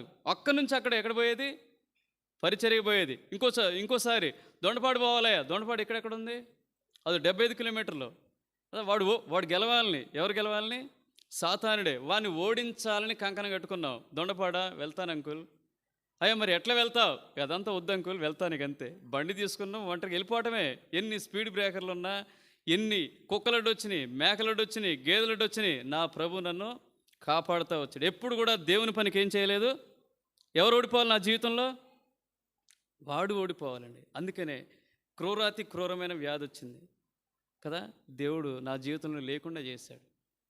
దేవుని పనికి మనం ఎప్పుడైతే మనం సరైనటువంటి శ్రద్ధ పెట్టకుండా ఉంటామో, దేవుడు మనకి ఇవ్వాల్సిన ఈవులను కూడా ఏం చేస్తాడు? వెనక్కి తీసుకుంటాడండి. అందుకు రాతనొద్దు, ఎప్పుడు రాతనొద్దు. విధి రాత, తలరాత, ఆ రాత, ఈ రాత, ఆ పోత అనొద్దు. ఏమి రాయడండి. దేవుడు ప్రతి ఒక్క వ్యక్తి కూడా ఉన్నతంగా ఉండాలని కోరతాడు. మనమే ఏం చేస్తాం? వాటిని పొందుకోవటానికి ఇష్టపడం. అర్థమైందా? పొందుకోవటానికి ఇష్టపడం, పరిగెత్తాం. దాని కారణం చేతనే మనం ఆగిపోతాం. చాలామంది అట్లా ఆగిపోయారు. అట్లా ఉండొద్దండి. అట్లా ఉండదు. ఎన్ని ఆటంకాలు వచ్చినా దేవుని పని విషయంలో రాజీ పడే ప్రసక్తే లేకుండా జీవితాన్ని మేము జీవిస్తూ వచ్చాం. ప్రభు మహిమార్థమై మేము ప్రోత్సహించడానికి చెప్తా ఉన్నాను. అప్పుడేనండి దేవుడు కృపనిచ్చేది, అప్పుడేనండి దేవుడు సహాయపడేది, అప్పుడేనండి మీ అక్కర్లు తీర్చేది, అప్పుడే మీరు ఏది అడుగుతారో అంటాడు కదా. రోమా కాదు, మత్తయి సువార్త 6:33, నా నామమందు మీరు ఏది అడిగినను ఏమంటాడు చెప్పండి? మొదట నా నీతిని వెతికింది అదే నేను చెప్పేది. అర్థమైందా? వెతికింది అదే నేను చెప్పేది. ఏది చెప్పినా, ఎంత దూరమైనా, ఎంత కఠినమైన పనైనా ఒకసారి దారిలోనే ఏం చేసేది? వాక్యాన్ని మననం చేసుకుంటూ పోయేది. ఇది మీ జీవితంలో అనుభవంగా ఉండాలని నేను కోరుతా ఉన్నాను. చివరిది 2 కొరింథీ 2:11 నేనేమైనాను క్షమించి ఉంటే సాతాను మిమ్మల్ని మోసపరచుకుంటున్నట్లు మీ నిమిత్తము క్రీస్తు సముఖం నందు క్షమించి ఉన్నాను. సాతాను తంత్రములను మనం ఎరుగని వారము కామో. వీడి దగ్గర ఏమున్నాయి చివరిగా అంటే? స్కీమ్స్ ఉన్నాయి. తంత్రాలు అంటే ఏంటి? టాక్టిక్స్ అండి. స్కీమ్స్, రకరకాల స్కీమ్స్ ఉన్నాయి. ప్రభు యొక్క సరళత నుంచి మనల్ని వేరు చేయడానికి వాడు రకరకాల, మాలాంటి వాళ్ళ మీద ఏం స్కీమ్లు వేస్తాడు చెప్పండి? డబ్బు స్కీమ్ వేస్తాడు. డబ్బులో మేము పడిపోయామనుకోండి, కథమేగా, కొల్లాప్స్. దేవుని పని అంతా కొల్లాప్స్. డబ్బు లొంగపోతే రెండో స్కీమ్ ఏం చేస్తాడు? లోకం అయిపోయింది, శరీరం పట్టుకొస్తాడు కదా. ఆడవాళ్ళ మీద మనమైతే పరిచారకులు అయితే మనల్ని ఎవరు ప్రయోగిస్తాడు? ఆడవాళ్ళని ప్రయోగిస్తాడు. ఆడవాళ్ళ స్కీమ్లో పడిపోయామనుకోండి, అక్కడ కూడా ఏమైపోద్ది? కొల్లాప్స్ అయిపోద్ది. మూడోది ఏంటి?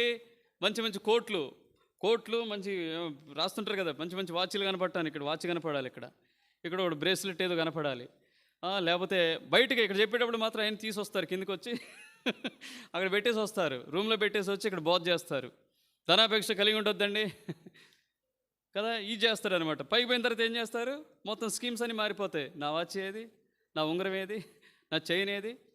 ఇక ఆడవాళ్ళు అయితే పెళ్ళిళ్ళకి ఇక్కడ వచ్చేసరికి ఎట్లుంటారంటే, ఎంత దీనంగా ఉంటారో, ఏమి రావట్లేదా మీకు చందా, ఇట్లున్నారేంటి అనిపించుకోవటానికి చేస్తారు.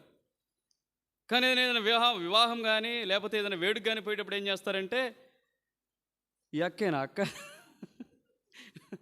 ఈ అక్కే కాదనుకుంటా అక్క, ఇట్లా వాడు మోసం చేస్తారండి. వాడు స్కీమ్స్ ఉన్నాయి. మనల్ని కాదు, యేసు ప్రభునే మోసం. మత్తయి సువార్త 4:వ శోధకుడు, స్కీమర్ని ఏమంటారంటే శోధకుడు. వాడు స్కీమ్స్ ఉంటాయి వాడి దగ్గర. ఆ స్కీమ్స్లో సేవకులే కాదండి, విశ్వాసులకు కూడా. అర్థమైందా? చదువుకునే వాళ్ళు ఏం చేస్తారంటే, వాడు దేవునికి దూరంగా చేసి, నువ్వు చదివితేనే వస్తే, దేవుని మందిరానికి పోతే ఏమొస్తుంది, ఇట్లా పెడతాడు. ఇది ఒక స్కీమ్. రెండో స్కీమ్ ఏంటి? నువ్వు కష్టపడితే నీకు వస్తాయి. దేవుని వదిలిపెట్టి ఎంత కష్టపడతావు చెప్పు, దేవుని వదిలిపెట్టి. ఇది ఒక స్కీమ్. రకరకాల స్కీమ్లు. యేసు ప్రభుని 3 స్కీములతో కొట్టాడు. రండి, మత్తయి సువార్త 4:వ మొదటి నుండి చదవండి, 3వ వచనం చదవండి. ఓకే. ఆ శోధకుడు ఆయన వద్దకు వచ్చి, నీవు దేవుని కుమారుడు అయితే ఈ రాళ్ళు రొట్టెనగరట్లు ఆజ్ఞాపించమనను. అందుకైన మనుష్యుడు రొట్టె వలన మాత్రం కాదు కానీ దేవుని నోట నుండి వచ్చు ప్రతి మాట వలన జీవించునని వ్రాయబడి ఉన్నదనెను. ఇది మొట్టమొదటి స్కీమ్. ఇది ఆహారం ద్వారా పట్టుకొచ్చాడు, శరీరానికి సంబంధించింది పట్టుకొస్తాడు అనమాట. అర్థమైందా? వాటిని పోషించుకోమంటాడు. కొంతమందిని భోజనాల్లో ముంచేటట్టు చేస్తాడు, ఆహారం కొరకు కూరల కొరకు ఎక్కువ సమయం కేటాయించినట్టు చేస్తాడు, మందిరానికి ఆలస్యంగా వచ్చినట్టు చేస్తాడు. అది అర్థమైందా? మీరు అనుకుంటారు ఇది కూడా చేయొద్దాం, మేము తినకూడదా? ఒక కోడి కూర వండుకోవడం తప్ప ఆదివారం? చెప్పండి. ఒక మటన్ వండుకోవడం తప్ప చెప్పండి? ఒక తలకాయ కూర వండుకోవడం చెప్పండి? ఇవి కూడా వద్దంటారు. నేను కాదమ్మా వేసే స్కీములు. ఎవరు వేసేది? అది నా స్కీములు కావు. నా స్కీమ్ ఒకటే. నా పిల్లలు ఎలా ఉండాలంటే ఉన్నతంగా ఉండాలి, ఆత్మీయంగా ఎదగాలి, అర్థమైంది, దేవుని స్వరూపంలోనికి రావాలి, అపవాదిని ఎదిరించే శక్తివంతులు కావాలి. వారు అర్థమైందా? నా వలె పరిచర్య చేయాలి, నా వలె వాళ్ళు వాడి యొక్క స్కీమ్లు ఎదిరించి ఈ లోకంలో అనేకులకు స్వార్థ ప్రకటించి అనేకులు దేవుని దగ్గర నడిపించేవారిగా ఉండాలి. ఇది నా స్కీమ్స్. ఇవి నా స్కీమ్స్. మీరు పతనం అవ్వాలనో లేకపోతే మీకు ఏదో హాని కలగాలనో నష్టం కలగాలనో అప్పుడు నేను ప్రార్థన చేస్తూ ఉంటాను. మీ కనువిప్పు కలగాలనే ప్రార్థన చేస్తూ ఉంటాను. ఎట్లా? మీకు ఏదైనా అనుమతించి నీ వశపరుచుకో, నా తప్పేం లేదే, నా స్వార్థం ఏంటి? ఏదైనా అనుమతించి ఏం చేయి, నీకు దగ్గరగా చేసుకో ప్రభువా. ఏదైనా అనుమతించు, వారి జీవితాల్లో కష్టం అనుమతించు, బాధ అనుమతించు, ఆఖరికి మెట్టుకేం చేయి, వాళ్ళను నువ్వు వశం చేసుకో, నిన్ను హత్తుకునేలా చేసుకో. ఇది నేను ప్రార్థన చేస్తాను. నేను ఒప్పుకుంటున్నా. మీ కొరకు అందరికీ అట్లా చేస్తూ ఉంటాను. రానోళ్ళ కొరకు నేను చేస్తూ ఉంటాను. ఏదైనా అనుమతించి పట్టుకురా, చేస్తూ ఉంటాను. అందులో సందేహమే లేదు. చెప్తున్నాను కదా, జాక్పూర్ణి గారు అన్నాడు అనమాట, నా కొడుకు ఒకవేళ బూతులు చూస్తూ ఉంటే నేనేం ప్రార్థన చేస్తానో తెలుసా అంటాడు. ఏం ప్రార్థన చేస్తాడు? దేవుని వాక్యం ఏం చెప్తుంది? ఏం చెప్తుంది చెప్పండి? నీ కన్ను చెడినదైతే దాన్ని పీకే. ప్రభువా ఏదైనా జరిగి వాడు కళ్ళు బయటడు చేయి, కానీ నీకు దగ్గరగా ఏంటండి? మనం ఏమంటాం చెప్పండి? బాధపడతాం, నొచ్చుకుంటాం. ఆయన చేసే ప్రార్థన అది. కన్ను లేకపోయినా పరలోకంలో నువ్వు అంగీకరించబడతావు. కళ్ళుండి కూడా నువ్వు బూతులు చూస్తూ ఉంటే పరలోకంలో ఏం అంగీకరించబడవు. గుర్తుపెట్టుకో అది. కాబట్టి చాలా జాగ్రత్తగా ఉండాలి. అలాంటి ప్రార్థనలు చేశారు దైవజనులు. వాళ్ళ పుస్తకాలు చదివిన వాళ్ళం కాబట్టి మాటలు మీరు చెబుతూ ఉన్నాం. రెండో స్కీమ్ ఏంటి? ఇప్పుడు శరీరానికి అయిపోయింది, ఇప్పుడు లోకం పట్టుకొస్తాడు. అంతటా అపవాది పరిశుద్ధ పట్టణంకు ఆయన తీసుకుని పోయి దేవాలయ శిఖరమునకు ఆయన నిలవబెట్టి, నీవు దేవుని కుమారుడు అయితే క్రిందికి దుముకుము, ఆయన నిన్ను తన దూతలకు ఆజ్ఞాపించును, ఆయన పాదమెల్లప్పుడూ రాతికి తగలకుండా వారు నిన్ను చేతులతో ఎత్తుకొందురు అని వ్రాయబడి ఉన్నదని ఆయనతో చెప్పాను. ఎందుకటి ఇదంతా చెప్పండి? ఎందుకు ఇదంతా? కింద రాస్తాడు కదా,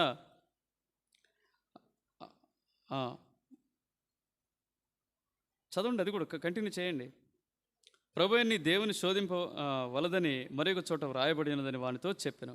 మరలా అపవాది మిగులు ఎత్తైన ఒక కొండ మీదికి ఆయన తోడుకొని పోయి ఈ లోకరాజ్యములన్నింటినీ వాటి మహిమయో ఆయనకు చూపి, నీవు సాగిలపడి నాకు నమస్కారం చేసినడలా వీటన్నిటినీ నీకు ఇచ్చేదనని ఆయనతో చెప్పగా ఏం చెప్తారంట? తర్వాత ఏం చెప్తారంట? మొత్తం ఇదంతా ఇస్తాను, నువ్వు దేవునికి దూరం అయితే చాలు, నువ్వు దేవునికి దూరంగా ఉంటే చాలు, నీకు మొత్తం ఇస్తానని చెప్పేసి లోకంలో ఉన్న వాటన్నిటిని కూడా ఏం చేస్తారంటే ఆశ కల్పిస్తాడు. అందుకేనండి చాలామంది పనులు పడి దేవుని యొద్దకు రారు. చాలామంది వారి యొక్క వృత్తిని ప్రేమిస్తారు, వారి యొక్క పనిని ప్రేమిస్తారు, వారికి ఇంకా వేటి మీద వ్యాపకాలు ఉంటాయి, కానీ దేవుడు ఇస్తాడన్నటువంటి నిశ్చయిత వాళ్ళకి ఉండదు. నేను వారిని బట్టి ఎంతగానో మీ ద్వారా దేవుని పని జరగాల్సి ఉంటే ఏం చేస్తున్నారు? దేవుడు ఇవ్వడా చెప్పండి? దేవుని పని చేసేవాడిని ఎవరిని వదిలిపెడతాడా? వదిలిపెట్టడే, ఇస్తాడు. తగిన సమయం మంది ఆయన ఇస్తాడు. కాబట్టి ఇక్కడ నానా రీతులుగా యేసు ప్రభుని నా తలంపు ఏంటంటే బయంలార్జి చెబుదామనే నానా రీతులుగా ప్రభునే వాడు శోధించాడు. నీవు నేను ఎంత చెప్పండి? నీ విశ్వాసం నా విశ్వాసం ఎంత? నీ భక్తి నా భక్తి ఎంత? కాబట్టి మనం చాలా జాగ్రత్తగా ఉండాలి. మరి ఎట్లా వీడిని ఎదుర్కోవటం? టైం లేదు, క్లుప్తంగా 2 మాటలు చెప్పి ముగిస్తాను. ఎట్లా ఎదుర్కోవటం అంటే రండి.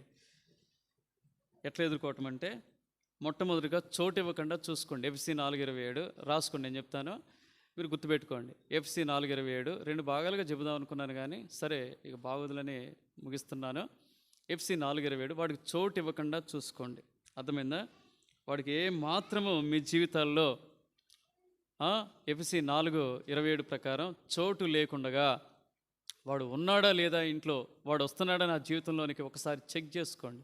ఆత్మీయ పరిశీలన ఎప్పటికప్పుడు చేసుకుంటూ ఉండాలి కదా. యేసుప్రభు ఒక మాట అంటాడు కదా, యోహాను సువార్త 14:30లో ఒక మాట అంటాడు. ఏం మాట ఎవరని చెప్తారా?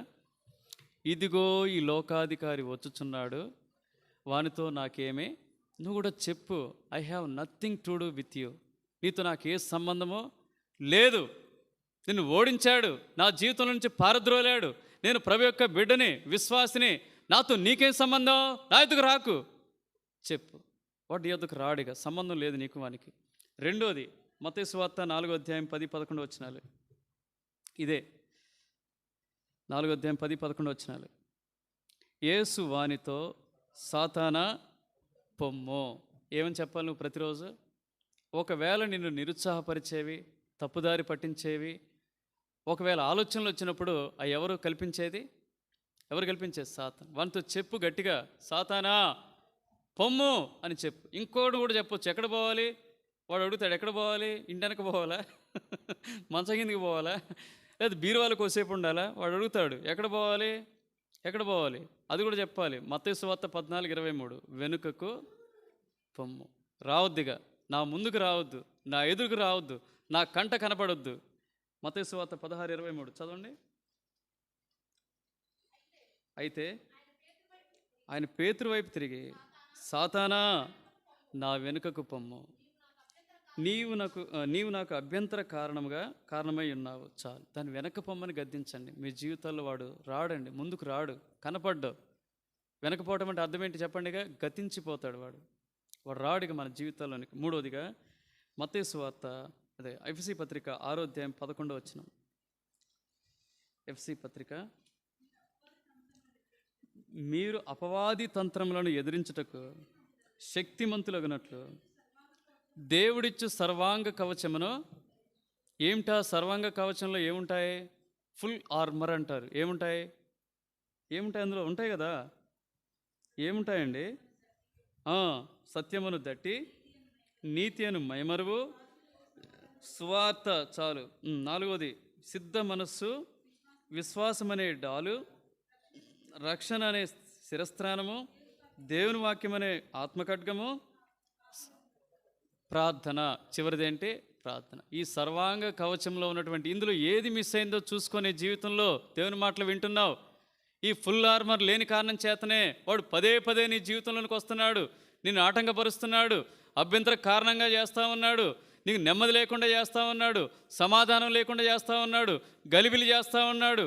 అర్థమైందా? నీ అంతరంగాన్ని పాడు చేస్తూ ఉన్నాడు. వాడికి ఏం చేయి? ఈ ఫుల్ ఆర్మర్ ఎక్కడ మిస్ అయిందో చూసుకో, దాన్ని ధరించు. దాన్ని ధరిస్తే వాడు నీ యుద్ధ నుండి పారిపోతాడు. ఇప్పుడు ఓడిపోతాడండి. ఏమంటాడు చెప్పండి? ఈ ఫుల్ ఆర్మర్ ఉన్న వ్యక్తులు చెప్పగలుగుతారు. రోమా 16:20 అంటాడు, సమాధానకర్తయగు దేవుడు శీఘ్రముగా సాతానుని మీ కాళ్ళ క్రింద చితుక త్రొక్కిస్తాడు. వాడు ఉండడు, ఇక వెళ్ళిపోతాడు. వాడు నాశనం అయిపోతాడు నీ జీవితంలో నుంచి. చివరిది యాకోబు 4:7. చివరిది ఏంటిది? అపవాదిని ఎదిరించుడి. అదొకటే కాదండి, దాని పక్కన ఉంది అసలైన వాక్యం. దేవునికి లోబడి ఉండుడి, అపవాదిని ఎదిరించుడి, అప్పుడు వాడు మీ యొద్ద నుండి పారిపోవును. ఎదిరించడం అంటే ఎట్లా ఎదిరించడం చెప్పండి? ఎట్లా ఎదిరించాలి? కత్తి పట్టుకొని ఎదిరించాలా? సుత్తి పట్టుకొని ఎదిరించాలా? చెప్పండి. వాడిని తిడితే పోతాడా? తిట్టడం మంచిదే, కాదంటం లేదు. ఎట్లా ఎదిరించాలి? నేను ఎదిరించాలంటే ఒకే ఒకటి చేయాలి, దేవుని వాక్యాన్ని సంపూర్ణంగా లోబడితే చాలు, తగ్గించుకుంటే చాలు. వాడు వెళ్ళిపోతాడండి, వాడు వెళ్ళిపోతాడు. వాడు మన జీవితాల్లోనికే రాడు. వాడు కొంచెమే సమయం ఉందని ఏం చేస్తూ ఉన్నాడంటే, వాడు నీ మీద నా మీద ఏం చేస్తూ ఉన్నాడు? గర్జిస్తూ ఉన్నాడు. వాడు ఏం చేయడు, నన్ను ఏం చేయడు. వాడు ఓడిపోయాడు. యేసయ్య వచ్చిన తర్వాత ఏం జరుగుద్ది? 7 సంవత్సరాలు శ్రమల కాలంలో విర్రవీగుతాడు, కాదంటంలే. తర్వాత వస్తాడు, 1000 సంవత్సరాలు వాడిని ఏం చేస్తాడు? బంధిస్తాడు. కొద్ది కాలం వదులుతాడు. వదిలిన తర్వాత మరలా ఏం చేస్తాడు? వాడిని మళ్ళీ రెచ్చిపోతాడు. వాడు ఆఖరికి ఏం చేస్తాడు తెలుసా? ప్రకటన గ్రంథము కొన్ని చదువుకొని ముగించుకుందాం. ప్రకటన గ్రంథము కొన్ని ఆత్మీయ సత్యాలు కొంచెం 2 భాగాలు చెప్తే బాగున్నాయేమో, కానీ సరే, కొన్ని మిస్సింగ్స్ ఉన్నాయి. ప్రభు చిత్తమైతే రాయులపట్నంలో వీటిని మనం కొనసాగిస్తాం. 20వ అధ్యాయం 7-10 వచనాలు. 1000 సంవత్సరములు గడిచిన తర్వాత సాతాను తానున్న చెరలో నుండి విడిపింపబడును. భూమి నలుదిశల యందుండు జనములు లెక్కకు సముద్రపు ఇసుక వలె ఉన్న గోగు మాగోగు అని వారిని మోసపరిచి వారిని యుద్ధమునకు పోగు చేయుటకై వాడు బయలుదేరును. వారు భూమి అందంతటా వ్యాపించి పరిశుద్ధుల శిబిరమును ప్రియమైన పట్టణమును ముట్టడి వేయగా పరలోకంలో నుండి అగ్ని దిగి వచ్చి వారిని దహించెను. వారిని మోసపరిచిన అపవాది అగ్ని గంధకముల గుండములో పడవేయబడును. అచ్చట ఆ క్రూర మృగమును అబద్ధ ప్రవక్తియు ఉన్నారు. వారు యుగయుగములు రాత్రింబగళ్ళు నువ్వు బాధపడటం కాదు, వాడు బాధపడాలి మన జీవితాల ద్వారా. అరే ఏంటి వీళ్ళ జీవితం, నాకు అసలు చోటే లేదు, ఏంటి వీళ్ళ జీవితం ప్రతి దానికి లోబడుతున్నారు, ఏంటి వీళ్ళ జీవితం అసలు నాకు స్థలం లేకుండా చేస్తూ ఉన్నారు, ఏంటి వాళ్ళ జీవితం అసలు ఎక్కడైనా నాకేమైనా స్థలం ఇస్తారని చూస్తూ ఉంటే ఇవ్వటం లేదు.